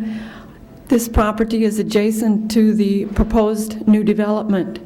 As a property owner adjacent to this proposed development, I'm opposed to the project for the following reasons. Number one, the development will destroy the privacy of my family's home. Number two, if the city grants the discretionary approvals in favor of this project, the development as proposed will also have a negative monetary impact on the value of my property. The developer is being commended for mitigations made on behalf of the community. I would like to make you aware that some of these mitigations are being made at the expense of individual property homeowners adjacent to the proposed development. Mitigations made on behalf of the development should be exclusively at the expense of the development, not at the expense of individual homeowners adjacent to the property. Thank you very much. Elizabeth Patino. Did I get that right, Saul? Yes, you got it right. Thank you very much. My name is Elizabeth Patino. I thank you, all the city members, for letting us express our feelings and concerns about this. But before I tell you my concerns, let me clear a little bit for the record only. Mr. Leonard, Peter Leonard, I think he expressed that we're going to have 5 parks for the community. Well, in reality, in the EIR, they are not parks, they are emergency exits dressed up as parks for the community. If this is really park, why don't they put those 2.5 acres all together and give us a real park, which we don't have. We only have 1 park in the whole entire community. Don't you think that it's time for us to have some space for recreation? At the other side, I don't know if Mrs. Galanter ever take a look at it, but all these studies that they have done by Catellas, they've been done, let's say, 93, 91, 93, and are they current with the real reality that is going on in Playa del Rey, Westchester area? If you look at it, we've been bombarded with developments within the area. Within the 3 miles radio, we have Playa Vista, we have the Howard Hughes Center, we have the gas company who are selling all the lands, and there is about 514 houses coming up. You know, we have right now only 1 line northbound to the freeway on Jefferson. If we look at it, do we have some space to move? There is any traffic that you guys have planned for us to be able to leave our houses and go to work and take the kids to school? And in another different concern I have, well, I hear that, yes, they were planning to build 187 houses. This sounds a great deal, but I don't think that they will be able to comply with any of the city laws, rules, and regulations and zonings that we have. All what we're asking here is for Catellas to be able to comply with the city laws, rules, and regulations that you guys have provided for all the community. Now, before I leave, I would like to see how many of you are paid by anyhow, compensated by Catellas. Can they stand up for me, please? I just want to see them. See? They're not able to be able to stand up, only for us to see it. How many of us were here? How many? Can the people that work for Catellas or somehow gets compensated by Catellas is able to stand up? Well, they did have an attorney here, so I do. Okay, well, thank you very much. Yeah, but they're not, right? Yeah, I don't know. I thank you very much. Okay, thank you. Okay. Okay, that we're going to close the public hearing, and Mr. Burnson, I'm going to call on you first. Yes, Mr. President, members of the council, the Plum Committee spent a great deal of time with this particular project and a long, lengthy public hearing. And basically, there were some questions that were raised. However, the committee did deny the appeal. There were a couple of questions that I asked to be answered, and that was relative to the possibility of the seismicity of the site, and there was a question of the methane gas. Both of those questions have been answered. We have a soils report and also a report that was done on the testing for the methane gas, and those both have been found to be satisfactory. And as I did say, this was emotional because there's a lot of people that spoke in opposition, as well as there were a number of people that spoke in favor of it. As I explained to some of the people that were there that day, we can't make decisions based upon popularity contests. We have to make decisions based upon land use rights and upon what is best for the city. And I assure you, those of you that say that the rules are that there are means of approving projects, and this is the process that has gone through. So you may not agree with it, but it is done in accordance with the codes and the rules of the City of Los Angeles. I would urge an aye vote on the committee report. I have the information. I presume that each of you has a copy of the soils report that I asked for as far as the soil content, and those meet the requirements of the City of Los Angeles. Also, the testing for methane gas, which proved to be satisfactory and not negative, and I think everybody has a copy of those. So I would urge an aye vote on the committee report, which is to deny the appeal. Oh, and one more thing. I do want to comment that this, contrary to the comments that have been made, Mrs. Galander's office and Mrs. Galander did due diligence for years in working to try to work out some of the details and problems that exist in this particular area. So it's not exactly like presented that they were ignored. Everybody was listened to. There were commitments that were made that and satisfactions that were done at the time that all of a sudden people forgot that they asked for these things, and now that they got them, they're not satisfied. So I think Ms. Galander will have more to say about it, but I know that due diligence was done on the part of the council offices, Ms. Galander, as she always does in her community. Mr. Holden. Mr. President, members, I know something about this area. I lived there for 9 years at the Hughes Aircraft Company. I'm just going to raise a couple questions. Number one is that this could be a lawsuit. We have a court reporter right here taking notes. So everything we say suggests, just be reminded of the fact that you're going to see it again. This bluff that we're talking about is one that used to be closer to the road, but you have the soil migration, not migration, but land erosion in the area. I'm not studying it. I'm hearing it for the first time. They're saying to me that the departments or the developer can mitigate this soil erosion and take care of it.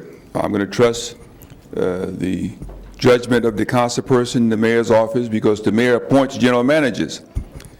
So therefore, if the general manager is going to say they won't give a building permit unless and until all these concerns are met, fine. I don't want to see the case again whereby, like in the 11th district, where Mr. Brady has a situation where we took possession of a road, we had some developments, then we had to go and settle cases for $11 million and beyond for giving out building permits. And the decision was we knew or should have known that we should not have given that permit. Now, I was sitting next to my very informed colleague, and Ms. Sikorsky, and she was telling me that the developer is going to acquire, own, and maintain the bluff.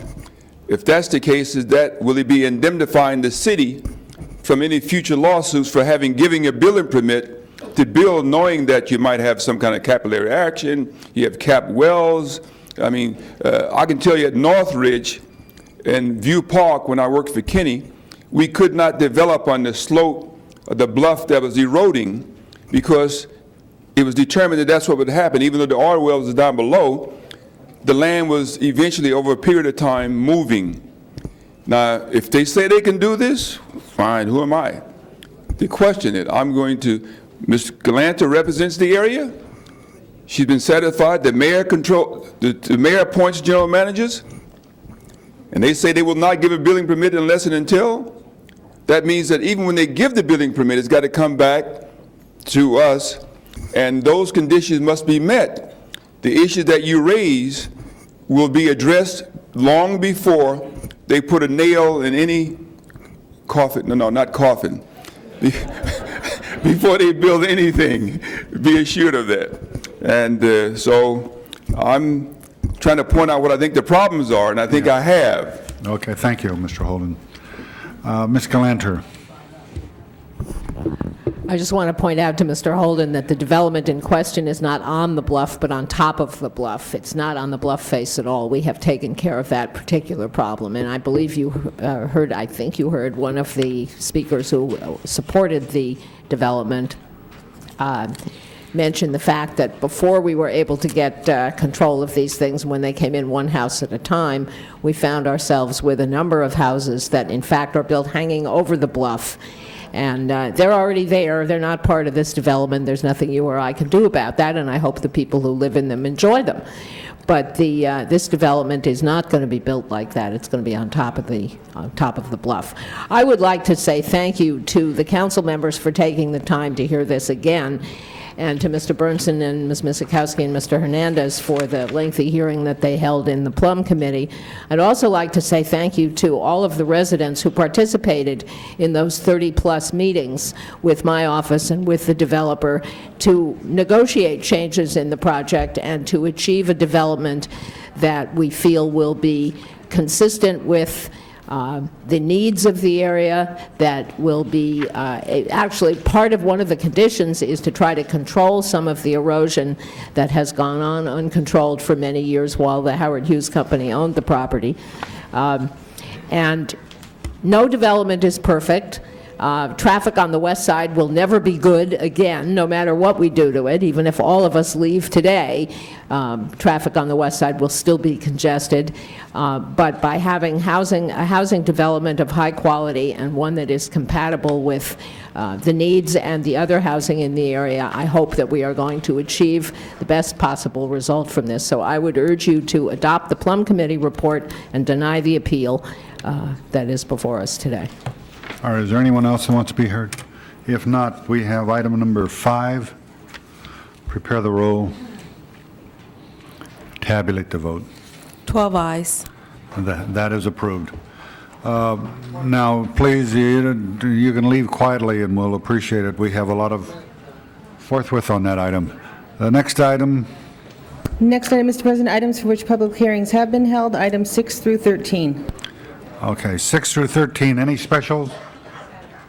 7 is called special. We have amendment on 9. 9, we'll call that special. Mr. Hernandez? Yeah, I don't think there was any problem on the amendments, Mr. President, on item 9, but I want to call item 10 special. Huh? Item 10 special. 10? Okay. Yeah. Well, on what? Okay, 9 is called special. So we have 7, 9, and 10. Prepare the roll on the balance 6 through 13. Tabulate the vote. 12 ayes. Those are approved. Next item. Next item, Mr. President, items for which public hearings have not been held, items 14 through 28. Okay, we have somebody who wants to be heard on 25. We'll call that special. 25. Anybody want to be heard on any of the other items? Seeing none, the public hearing's closed on those except 25. Any specials by council members? Any specials by council members? I If need a not, motion from the floor to receive and file number 16 and, number 19. Yeah. 16 and 17 have been continued. 19 is to receive and file. There's no objections. That will be the order.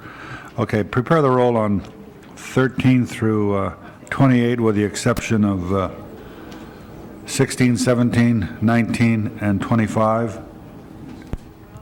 Tabulate the vote. 12 ayes. Those are approved. Forthwith on 14. Next item. Next item, Mr. President, item number 31 is on the continued agenda. It's an item for which public hearing has not been held. Communication from the Chair of the Arts, Health, and Humanities Committee has also been submitted. Huh? Item 31, is it, or 30? 31. Okay, what about 30? 30 is a closed session. Okay. Okay. All right, the next item. Next item is item number 7, called special by Council Member Chick. Mrs. Chick, we did have some people that want to be heard, but I think they've been heard before. In fact, no, they haven't been. They were not heard at the Budget and Finance Committee. And there's only 3 of them, and they've come all the way from Reseda twice now, so I'd like to let them speak. Actually, I don't know if my colleagues have any questions. I'm very pleased with what's before us. There has been an amendment introduced at 7A, so I would ask that we pass this forward as amended. I want to thank our city clerk for a lot of hard work in trying to not only get our bids moved forward, but to find the way that's the friendliest to businesses and also leaves the city whole. I also want to take this opportunity to praise the community of Reseda and the people who are here today who are very much the leaders in moving this forward, and to tell all of you that we are eagerly looking to leash the teamwork and the energy of all the businesses in Reseda and to add to the many other good things that are going on there, and make sure that Reseda becomes a very thriving economic business community as it was not so long ago in our past. So I ask for your support and to hear the 3 community members. Ann Kitzel, and then Carl Percival, and Stephen Johnson. I'm going to have to give you lessons in German, John. It's Kinzel. I apologize. That's all right, Ms. John. Kinzel. I'm here in support. I'm Ann Kinzel, and I'm Executive Director of the Chamber of Commerce, and please excuse me, I've got a cold. I'm here in support of the bid because we have had the opportunity of getting, after the earthquake, I know Hal Bernson gave the quitclaim to Reseda, saying we could have the earthquake as the popularity of being the center of the earthquake, but we couldn't have the money. So we're asking for a little bit of money right now. We really need the bid to go through because we have the Lawn Night program and the facade improvement program, and these 3 are going to work together. And I urge you, please, to support this. Thank you. Okay. Carl Percival, did I pronounce it right?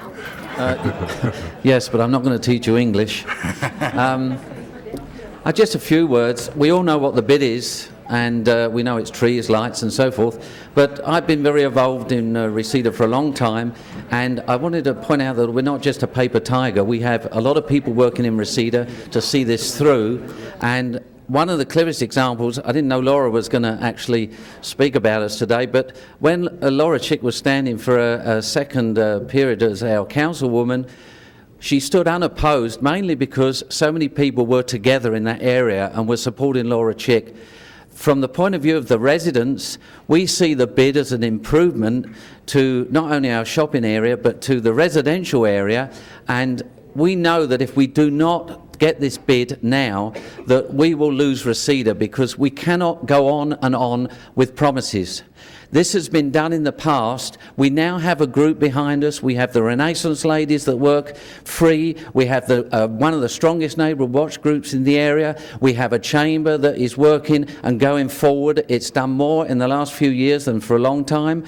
We have a business section, of which I was privileged to own a business for a year in Reseda. I've lived there for 12 years. We have a really strong group, and we need this bid to go through to make Reseda what it was before, the little blue flower of the valley. So give us your support, because we have a whole team out there waiting to go forward. Thank you, Laura Chick. Here's a name I'm sure of, Johnson, Stephen Johnson. That's an easy one. Thank you very much. I can only agree with what my colleagues Ann and Carl said so eloquently, that Reseda certainly needs the help, and thank you very much. Mr. Johnson, okay. Mrs. Chick, did you want to be heard anymore? Or because we have Mr. Hernandez and Mr. Burnson want to be heard. I will turn to my colleagues for their support as well. Okay. Mr. Hernandez. Mr. President, members of council, one, I also rise to recognize the community of Reseda, the business community, for them participating in this process, and to remind all of us that the Business Improvement District is a process where businesses are agreeing to assess themselves to create a fund so that they can provide for some of the necessities they believe will help improve the overall quality of the business community in that area. Now, in saying that, I wanted to bring out a few things that a lot of us might not be aware of, and I hope that Mr. Fuhrer hears these remarks, because as we're talking about tax simplification and tax reform, let's understand that some of us began to question whose taxes we're raising and whose we're lowering. And a lot of these small businesses are the ones that we're talking about raising taxes for when they're going through the process of business improvement districts.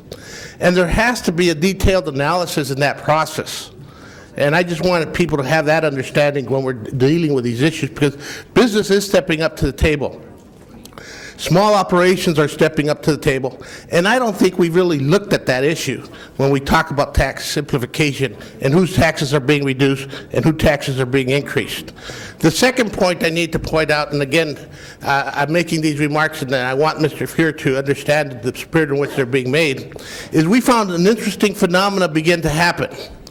We created a tax credit system that would allow some of the assessments that currently go to a district to be basically used as part of a credit. And that was based on the increments that weren't paying taxes that now we could recapture by going out and creating these districts and talking to all the businesses. And what the city clerk is finding out, and it happened in more than one occasion, it happened in a whole slew of them that came before us, is that businesses are paying their taxes. That you have communities where the business compliance ratio is much higher than what we ever anticipated. And that's important we understand, because when we talk about startup business and so forth, there's a basic assumption that if we go back to recoup some of the lost taxes that we're not getting from businesses that are out there, we're going to make up a shortfall. When the reality is we really are finding out different kind of information as we're out there in these communities and looking for this information. I just wanted to point that out because, one, you have businesses, communities that are struggling, and they want to be successful, and they're stepping up to the table, and we as council might be taking actions without enough data in front of us to really be making the kinds of things that create incentives for small businesses to stay in business and to create quality commercial districts throughout the city of Los Angeles. Mr. Burnson. Well, I just want to lend support to the Reseda community. Some of you may not be aware of this, but I spent a number of years as a businessman in Reseda from about 1959 through the year 1970. And for your information, did you pay your business tax? Paid my business tax. This is not the first attempt to beautification and in business improvement. Two members that were instrumental, who were not at that time, later became members of the city council. One was Don Lorenzen, the other is myself. But this is a community that has, at one time, was considered to be the top retail business community in the United States at one time during the 1950s and even into the early 60s until the advent of the regional malls. The attempt to change the character and to clean the city up and to planning for the proper type of businesses is an admirable one, and I think that we should do everything within our power to support that. Mr. Ridley Thomas. Mr. President, members of the council, I simply rise to indicate that business improvement districts throughout the city have in many ways, shown themselves to be helpful, and it expresses the cooperation of businesses themselves in making an investment in the area in which they do business that end up being a benefit to the entirety of the community. And so I think all of us should be proud once again of those businesses, in this case in Reseda, and the leadership from Council District 3 to bring it to this forward, and I would simply rise to say that I'm supportive and hope that it goes well. Okay. Okay, anyone else? Anyone else want to be heard? If not, prepare the roll. You have an amending motion, Mr. President. Yeah, 7 as amended. Okay, prepare the roll. Tabulate the vote. 12 ayes. That is approved. Next item. Item number 9 called special. Mrs. Walters, you call 9 special? Well, I have a question. There are 2 amendments on number 9, and Mr. Hernandez's amendment states that there should be an addendum to this RFP which would award 10 bonus points to those applications who include in their proposals collaborations with local community-based organizations experienced in providing services to the population affected by AIDS. And I'm raising the question of the bonus points.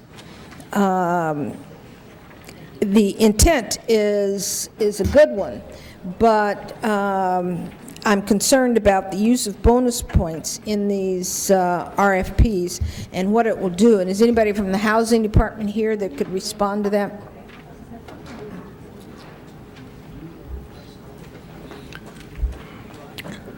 You can move a little faster than that, it'd be appreciated.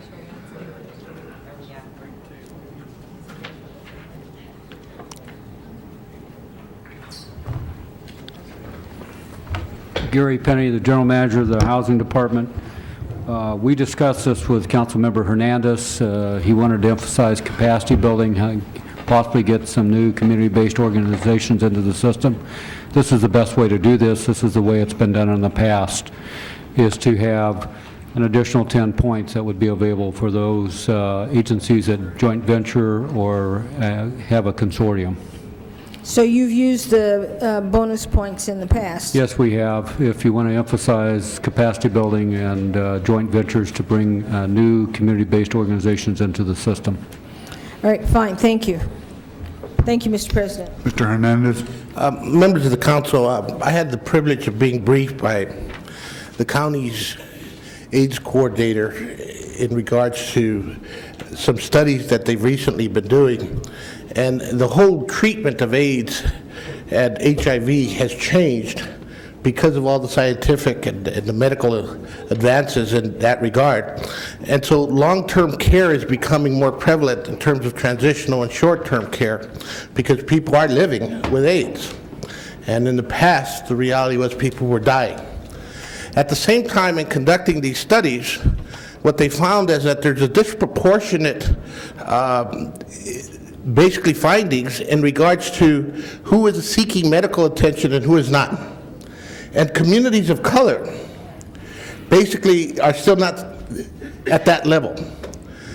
For whatever reason, our outreach programs have not been able to get to the African American population, the Latino population, and we need more innovative approaches to do outreach to those communities, because the numbers do not compare to the Anglo population when you look at Latinos and African Americans and others being mixed race. And so what we're finding from those organizations trying to do work in that arena is that they can't compete with the players who've been doing it for years and years and years. And so the intent of the motion was to allow for collaborators, to allow for those agencies who traditionally have been getting funding to work with those agencies who traditionally have not been getting funding. And if you have a partnership that's formed, how it is that we can award points for that reason.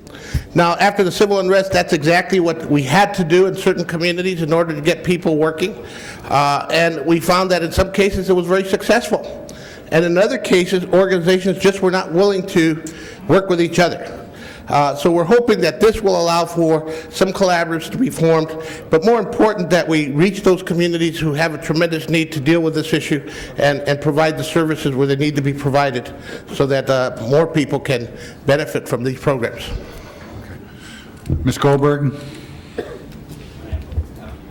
Yes, I too want to commend the previous speaker for his leadership in this area. We wanted to also add a small change, also to commend the chair and the committee, HCR committee as well, for their leadership.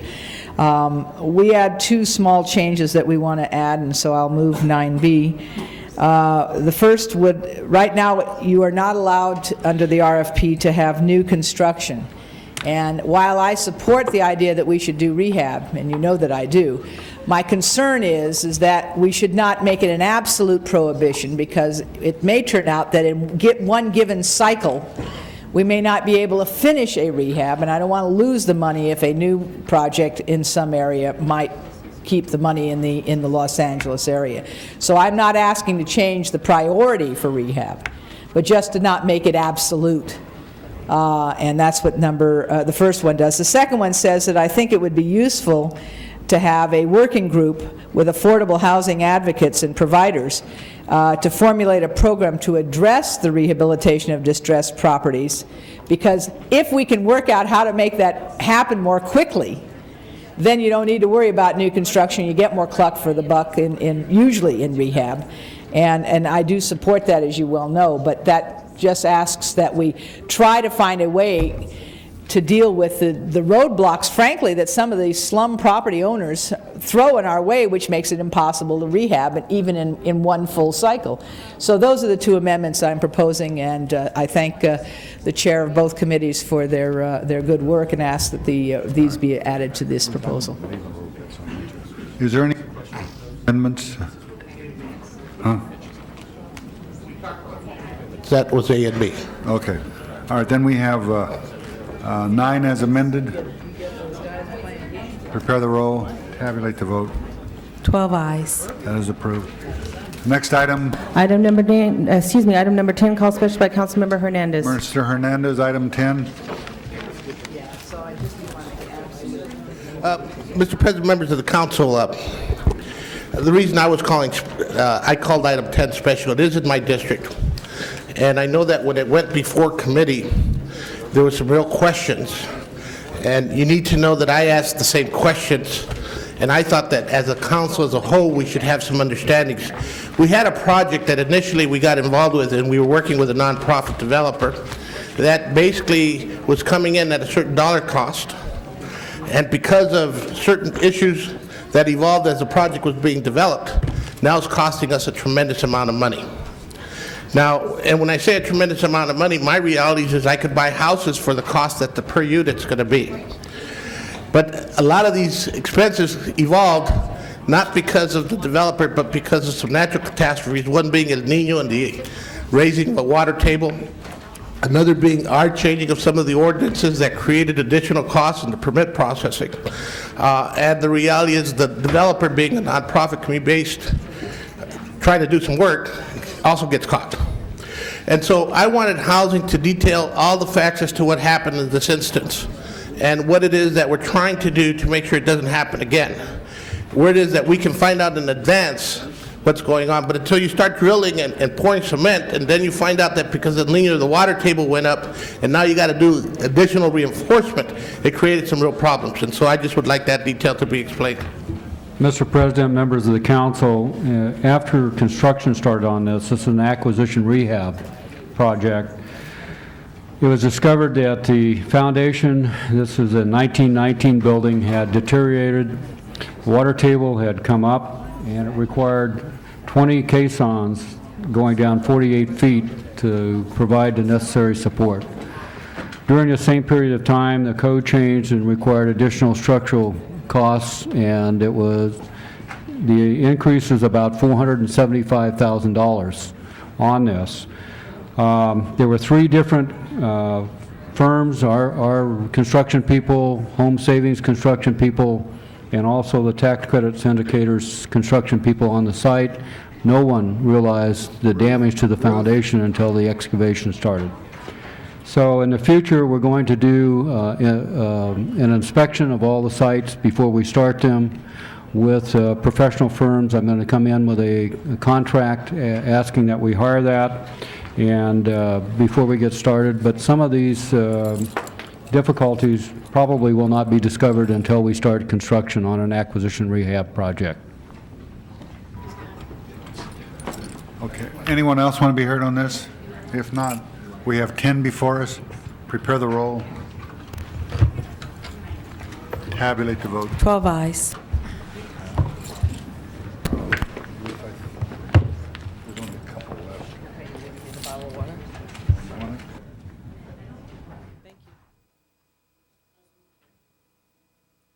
If I might, in relation to this case we just took up, we are going to have to look at, as a city, there are now maps that are available from the USGS being developed that show the areas where there is a water problem and possible liquefaction in case of an earthquake.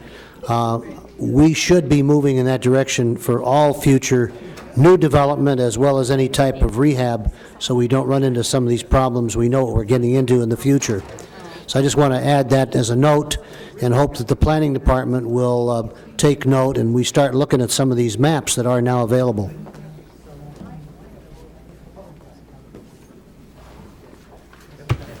All right, Madam Clerk, next item. Next item, item number 25, you have a card on the item. We have somebody who wants to be heard. Marcia Calatat and Carol Tantow-Smith. Good afternoon. We're both here together because we felt we'd save you some time. We have, my name is Marcia Calatat, this is Carol Tantow-Smith, who is my colleague, and we are both members of the Domestic Violence Task Force. We represent the task force today, and all we want to say is that we have every confidence in the City Council that they will honor the commitment they made to the shelters on the 2nd of February this year. Thank you for your continued support. Thank you. Forthwith on 23. Carol, did you want to comment as well? All right, thank you. That will close the public hearing. We have first Councilmember Chick. I concede to my Next, Mr. Ridley Thomas, you don't even, oh, there you are, okay, Mr. Ridley Thomas. Thank you, Madam President, members of the council. You may recall it was on February 2nd that we considered this motion with members of the Domestic Violence Task Force in force and persons from shelters throughout the city who came to essentially appeal to us to make sure that they had full funding for the entirety of the year, that is April 1, 1999 to March 30th of the year 2000. The background is simply this. The Community and Economic Development Committee did hear the item. The total budget is $1.4 million to make sure that all 800 shelter beds are in fact operable, serviced in the city of Los Angeles. We then brought forward a motion that was designed to make sure that the balance of that funding was in place. A motion was offered as an amendment that would have called on local law enforcement block grant funds, savings that were thought to be in place at that time to make up the difference.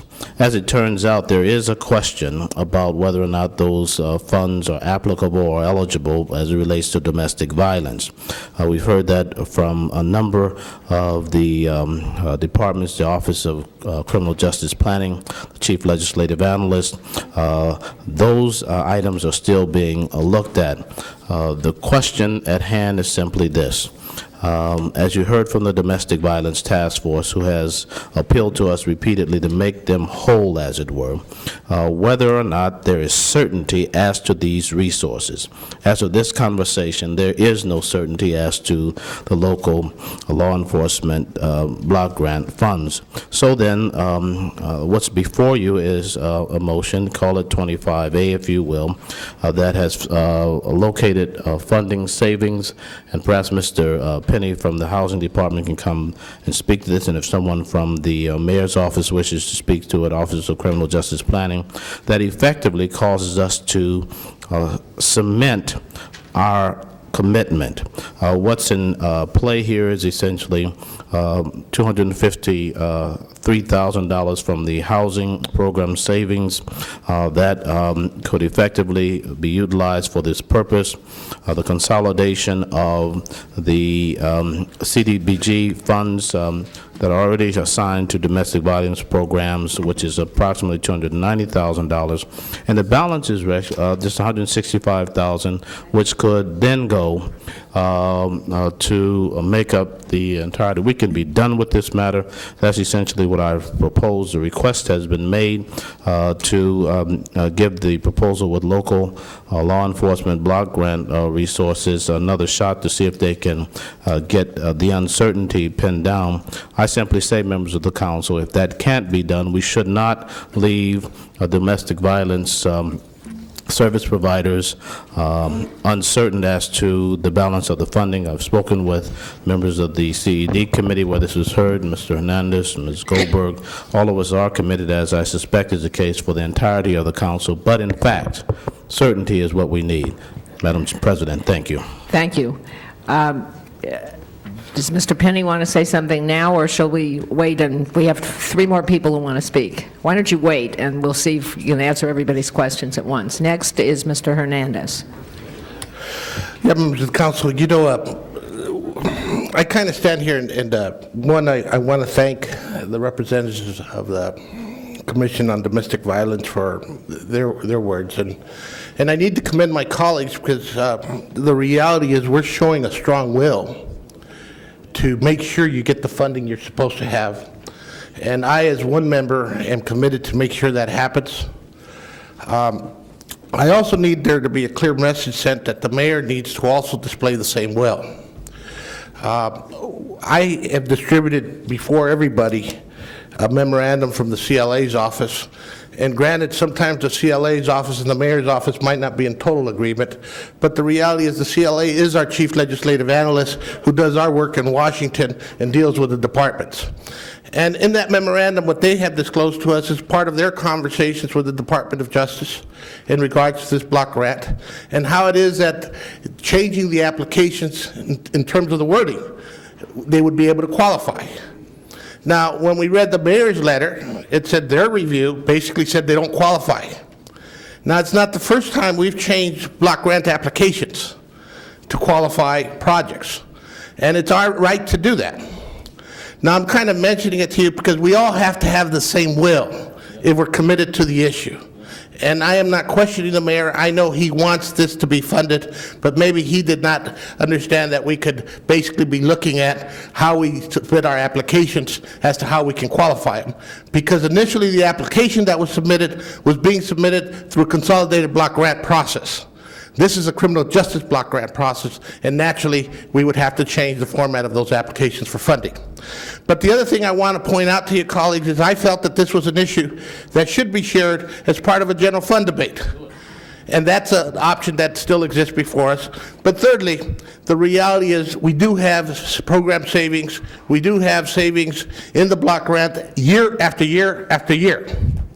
And whether it be in the area of economic development or be in the area of human services, the reality is we had much more savings in economic development. My issue is how is it that we can spend the money in the program year that it was allocated to be spent in? It makes no sense for us to be hoarding these valuable dollars and not putting them on the street. And so to me, I welcome Mr. Ridley Thomas's motion. I would just ask that it be sent to our committee so that we can be reviewing it in the context of how we can fund it specifically. And at the same time, keep in mind that the first process would be to try and make sure that the criminal justice block grant, which I also think its purpose is for these kinds of programs, should be looked at. And hopefully we can resolve the matter quickly. I understand the anxiety that's created to the agencies by them not knowing if their funding is going to be there. I'm trying to explain to them that I've seen a strong will from this council displayed by every one of my colleagues to make sure the funding is there. Perfect timing. Councilmember Goldberg. Yes, I support the idea that we should try to use, I support actually both the previous speakers, that we should try to use the LLEBG funds for this purpose if they're at all possible, but that we should have some backup plan if that is not possible. I'm concerned what the effect would be if we took the money from the RFP process, which I don't think is your proposal, or is it? It's not your proposal. So I think that the key for me would be is to say, yes, we want them to rewrite the proposal so that it will be LLEBG. If that fails, to have general fund or whatever source that is to be named be the backup, but I would not like to see it come out of the RFP part of the proposal for human services, because as we look at all of the things that have no allocation at all, I don't want to reduce that pot any further, such as homelessness, and to name just one. Those are my views. I think that it is appropriate for us to be, however, making sure that the folks who are doing domestic violence shelters and services do not have to worry about whether or not they're going to be funded for the full year. And so I support I think all of the previous speakers. Ms. Chick. Thank you, Mr. President. Ms. President. I am very pleased that we all seem to be in consensus on the very most important issue, which is that the full year funding for our domestic violence service providers is guaranteed. And it sounds as though there are a variety of sources of funding, but it is always the political will that is the number one thing that needs to be guaranteed. Colleagues, when I offered the amendment when this issue was last before us, I did so knowing full well that it was probable and likely that the mayor would not agree with me, and in fact was aware that he had put out a suggestion on how those dollars should be spent, which did not include funding for domestic violence programs. But based on the fact that we use that same source of funding for our LA Bridges program, and based on some preliminary conversations that I had and still have every reason to hope that our city experts, CLA and others that are going to come before both your Public Safety Committee on this coming Monday and your Budget and Finance Committee on Tuesday, that we will be in very short order able to come back, and I'm certainly interested in doing so next week, and hopefully tell you that that money is available. That would be very good news. That means that we don't have to remotely look at taking money away from other service providers for other needy populations. And it also means that we don't have to use precious general fund dollars. And that, in fact, we have for this year a source of surplus funding that I think is very relevant to spend on services that are probably our best hope for reducing a crime that citywide is one of the highest calls for service, one of the most dangerous calls for our police officers, not to mention the most important factor, and that's the number of lives, family lives, women's lives, and children's lives that are destroyed by domestic violence. So I would simply ask my colleague, Mr. Ridley Thomas, if we could hold, well, one of two things from my point of view, that we wait until next week, until Public Safety Committee and Budget and Finance are done deliberating on those law enforcement block grant dollars, and or to send it to Mr. Hernandez's committee, since there seem to be a variety of sources of funding that can be determined. Thank you. Mr. Ridley Thomas.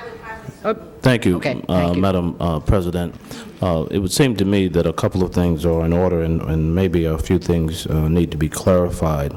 It is no longer the case, pursuant to the motion that is before us now, that we would have to impact CDBG funding sources at all. Other savings have been identified, and that's why Mr. Penny was here to speak to that. It would seem that the only question is the one that the committee, that is CED, originally suggested, namely to find a balance of the resources should it be necessary in the general fund. The good news in that connection, according to this motion, would then be that that would be less than $200,000 rather than nearly $500,000 as was proposed in the first instance. And so it is appropriate, Madam President, that we continue this item to next week after the Public Safety Committee has deliberated, as well as Budget and Finance. But I think it is important that we not be unspecified or uncertain as to this, and that's why time is of the essence, it would seem to me, so that we can wrap this up. So I'm prepared to have this all come back a week from the day or when it is deemed appropriate by the presiding officer. Thank you. All right, thank you. So let me understand exactly where we are here now. We have 25A, which is a substitute for 25, is that correct? And we're going to continue 25A until a week from today. Correct. In the meantime, refer it to... It will not be referred, but there's an item on the public safety All right, agenda. so there's a related item. And if, in fact, it can be definitively determined that local law enforcement funds are applicable or eligible, then that comes forward. If not, then we need to take this matter up. All right, but for the moment, we're holding it in the council. Now, Mr. Correct. Hernandez. I just wanted to ask if there would be any problem if we continued it to, March 3rd is a week from today. And I was wondering if we continued it to the next meeting right after the League of Cities, 2 weeks. No. So you want it March 3rd? That's not a problem. Okay, that's not a So, problem. now Okay. wait, so now what are we talking about here? We're talking about Friday, March 5th? No, it would be No, because then everybody's... when we come back. So All right, we, which is... Friday, March 12th. Friday, March 12th. And are the shelters going to be all right in the meantime? Oh, yeah, Okay. but they're running up against April 1. Right, And right. that's All right, what no, I'm no, concerned March 12th is it. This is going Okay. to come back on March 12th. All right, thank you very much. Next item, Madam Clerk. Next item, Madam President, item number 30 is a closed session item. However, you have a card on the item. Well, I think let's take item 31, which was a special, no, let's just hear it because we'll do this. We'll take the speaker on item 30, and then, of course, you'll understand that we're going to actually hear it and debate it in closed session. This is Mr. Thomas Stewart. Is Mr. Stewart here? Ah, there you are. Yes, it is a closed session item, but we're not inviting him into the closed session, so we're going to hear from him first. Ms. Go for it. President, council members, thank you for allowing me the opportunity to speak. I'm an attorney and I'm representing Lou Vaughn and Rita Vaughn, who are the owners of a home in which they used to live in West Hills. That home was unfortunately involved with a catastrophic event during the El Nino storms. They have not been able to live in their home since that time. My understanding is that before you, in the closed session, will be a matter seeking your authorization to have the city attorney's office and perhaps others go forward with negotiating and exploring the possibility for accepting FEMA funds as part of a program designed to solve this problem and other similar problems within the city. The Vaughn's property is on the uphill side of this mudslide or landslide event. Much of the upper boundary is on their property.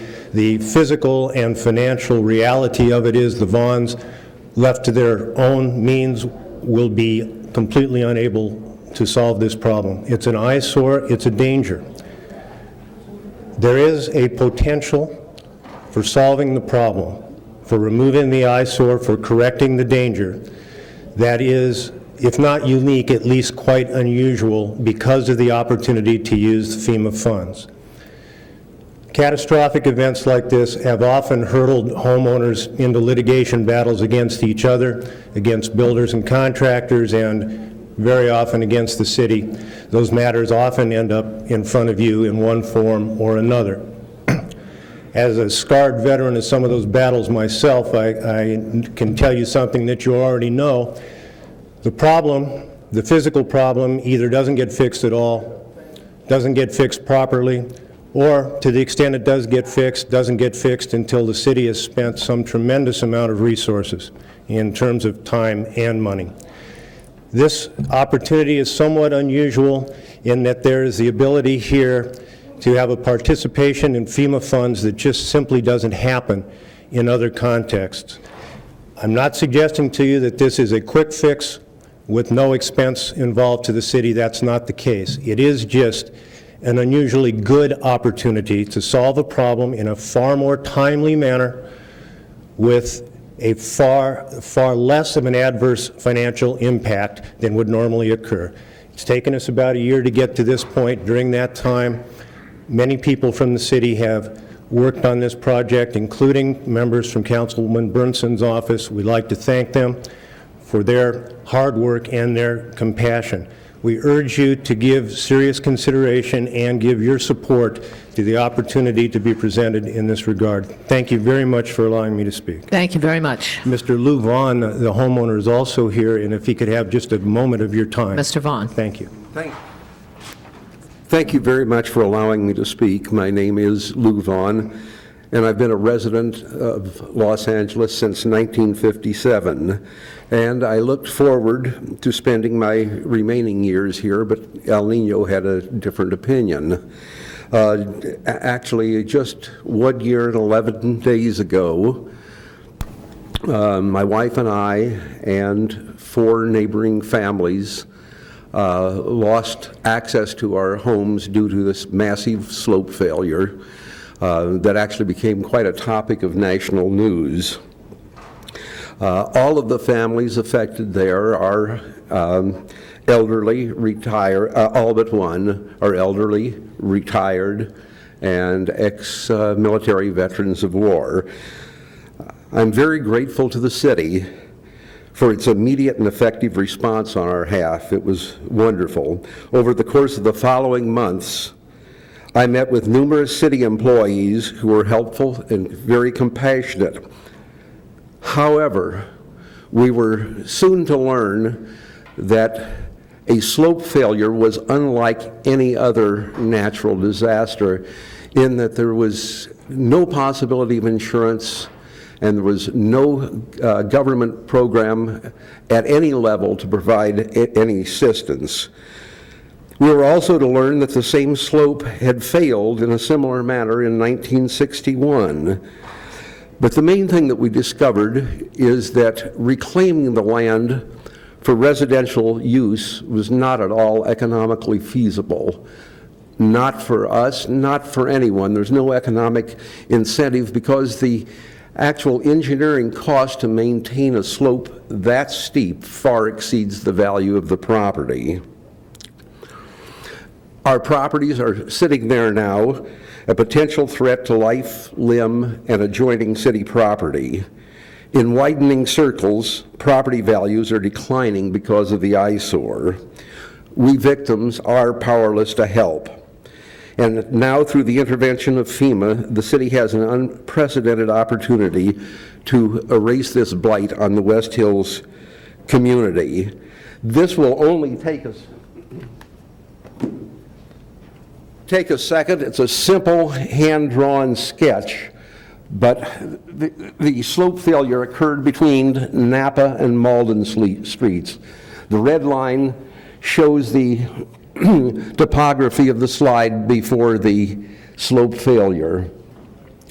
It required an area for building on both streets and resulted in a very, very steep slope.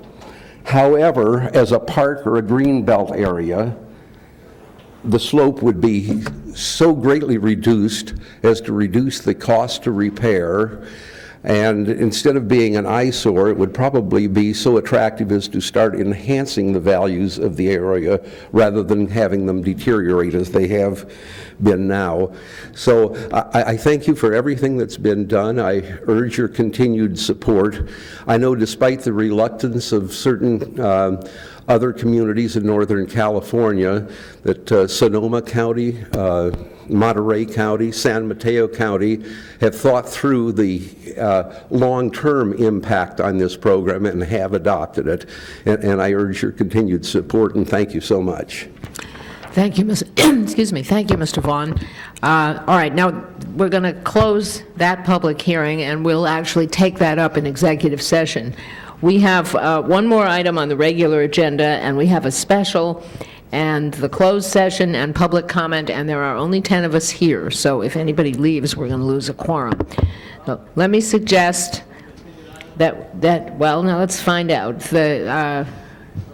Who's doing the pipe down over there? In the, is the closed session one that we need to do today? Yes, all right, hold on. Item 31, Mr. Fewer, you had called it special. Yeah, I just want to speak extremely briefly. The report sets forth what is already I never underway. trust a lawyer who says that. Trust me. I never trust a politician who says that. Okay, it's been 20 seconds. Hold that charge. Go ahead. The library department is here. They're engaged in a pilot project to test the efficacy of an approach they've proposed that I think satisfies both First Amendment concerns and the legitimate concerns that were raised by Mr. Savornich. Mr. Savornich and his staff first raised this whole issue. They have been in committee. They've been very constructive working on this. I appreciate that hard work very much, and I want to move the committee report. All right, now we're going to call. Ruth, 40 seconds. It's not bad. Mr. Savornich, do you have any comment on this? All right. Anybody else? Seeing none, the committee report is before us. Call the roll and tabulate the vote. 10 ayes. That's approved. Thank you. All right.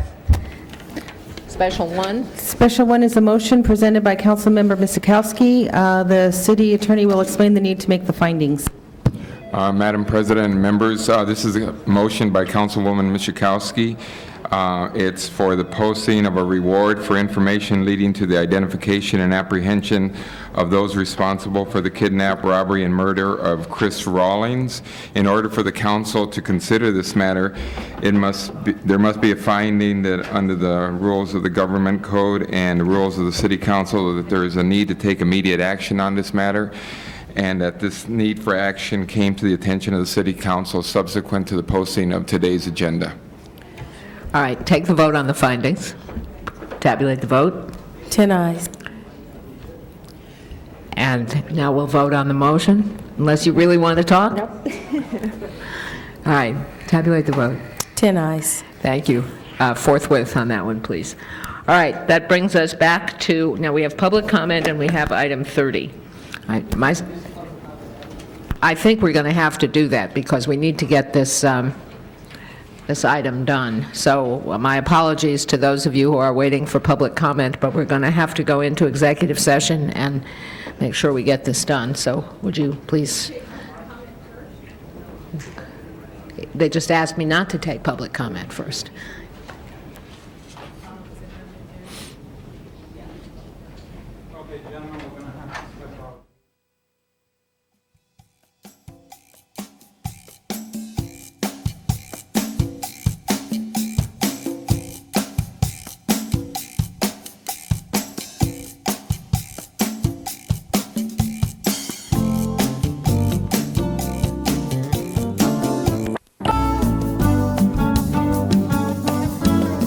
Thought you'd have a real estate lawyer either.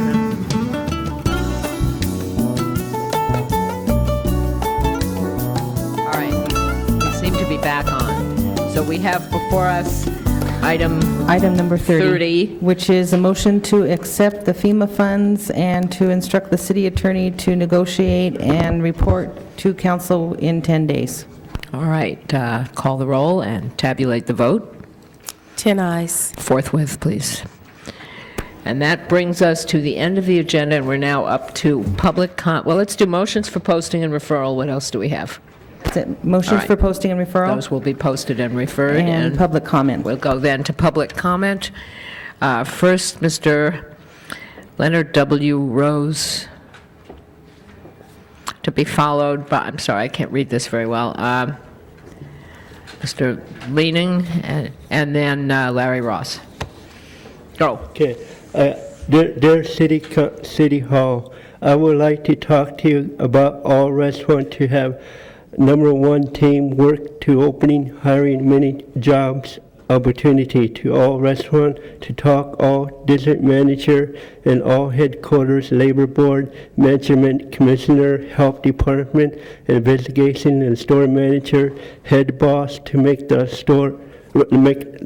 restaurant to be safe and best service to all customer to have hiring more people as number one team work to have less customer instead of more customer in line, like breakfast, lunch, and dinner, where people feel safe to go any restaurant. Number one, where people be on time to work. Number two, be on time school. 3, be on time with your family at home. Number 4, go any place, someplace where you want it to go.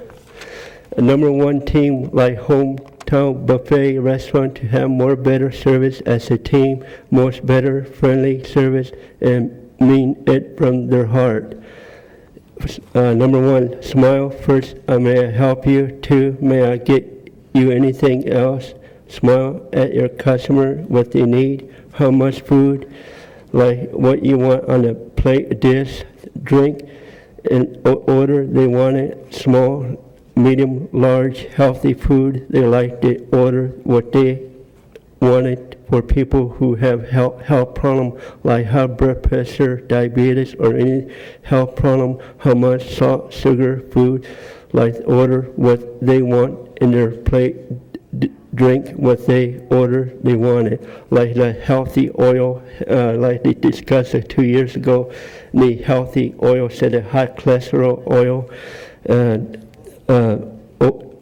Talked and over on this page 1 to 2, and then another one is down here to all restaurant, like young people writing walls need one security guard or a police officer go each restaurant where people feel safe. This 15 white envelope to check by health department investigators to feel safe what people need and have enough supply and lobby in the restroom. 1 restroom and lobby must 1 woman, 1 man at all times. The rules and company rules to keep it clean and safe to make it stay that way. Manager, boss to check the restroom and anywhere need job and to be done. The boss make lots of money what they need to be done and fix something in a store, hiring people as needed, enough supply, food. The food must be checked more often to keep the food cooked and well and fresh 10 to 15 minutes. The rules by boss and health department requirements to have better restaurant service for customer. Thank you. And this speech to give you guys. Okay, thank you very much. Next, I apologize if I'm not reading this correctly, Mr. Leaning.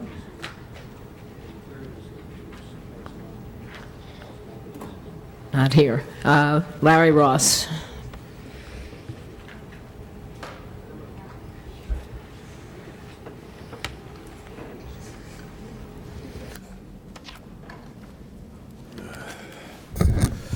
My name is Larry Ross. I will begin by saying again, there are but 2 entities, governmental entities in this nation, not 3. They are the federal government and the state government, but absolutely no Klan government. I said that because lately I've been hearing a lot about Klans, and that allegedly they are the ones that are making the determination as being the power structure behind this nation. Hopefully that's not true. Streets. I am being kept on the streets, and that must be a reason for that. So the question is why? I have applied for housing, but have been thus far refused housing. I have been harassed. Various methods has been employed, such as being denied legal assistance, being denied medical assistance, and thus far been denied housing, just to name a few. When I went to the housing authority maybe a week or two ago to find out how my name was progressing along the list, when I got there, I was told that I had been placed on an indefinite waiting list. Why was that done? I am the victim of continuous and unrelenting abuses and violations against my constitutional rights. Some of the constitutional rights that I have, but have been denied me thus far, is my First Amendment, my Second Amendment, my Third Amendment, my Fourth Amendment, my Fifth Amendment, my Sixth Amendment, my Seventh Amendment, my Eighth Amendment, as well as the 13th Amendment and the 14th Amendments have been violated repeatedly by the perpetrator against this fraud, against me. Ideas, work, and projects of mine has been ripped off, including the 300-plus word language that I had with me when I was arrested on January 26, 1998. But when I was released September the 9th, 1998, it was not with my other property. And by the way, I have made mention of this before this city council some time back, and nothing thus far has been done. Now, there must be a reason for that. K-Big, Radio 104.3, KACE 103.9, Marvel Comics, DC Comics, Channel 2, Channel 4, Channel 5, Channel 7, Channel 9, Channel 11, and 13 among the perpetrators of these abuses, using my ideas, incorporating them in their projects without compensation being paid to me. I'm going to read this, what I have written down. It says that what has been done? Absolutely nothing. What allegedly been said? He's lying. He's waited too long. He's not going to get hardly anything. Why? Are we to conclude that such illegal activities are acceptable or legal during this period of time? Or are these things still illegal, still against the law? Because just last week, I was on the RTT bus, the MTA bus, and two allegedly LAPD officers arrived at Crenshaw and 54th Street and told me to get off the bus. Why? Because allegedly the driver had phoned in and said I had not paid my fare. But when I got on the bus, I was in Inglewood.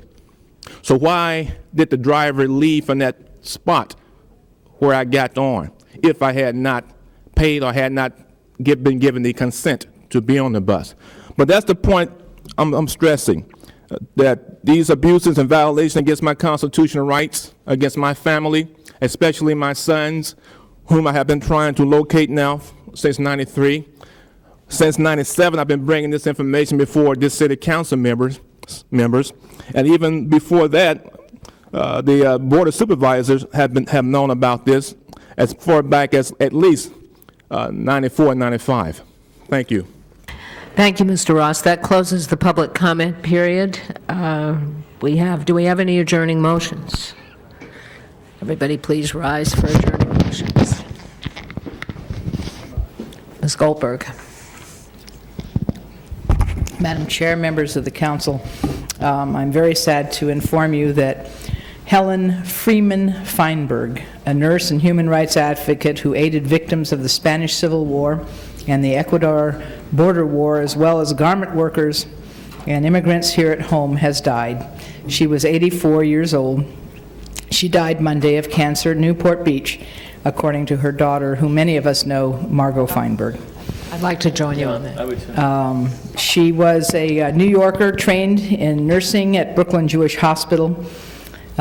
She was then Helen Freeman.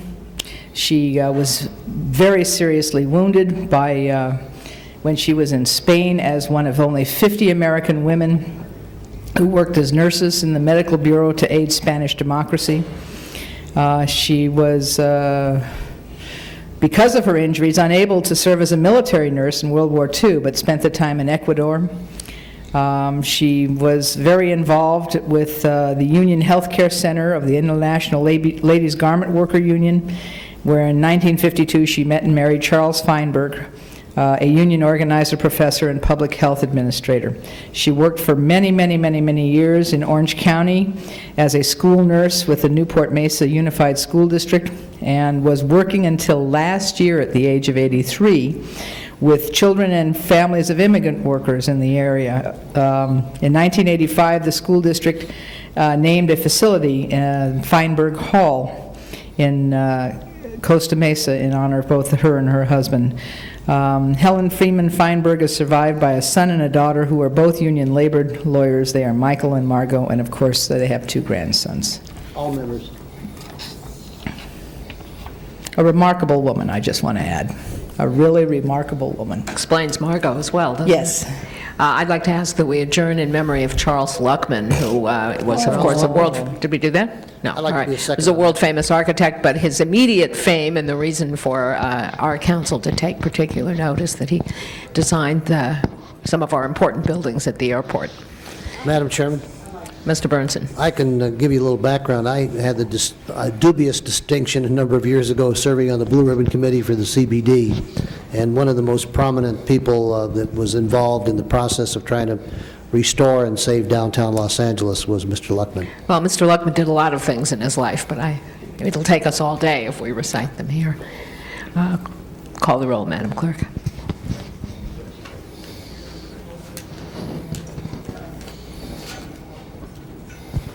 Council is adjourned.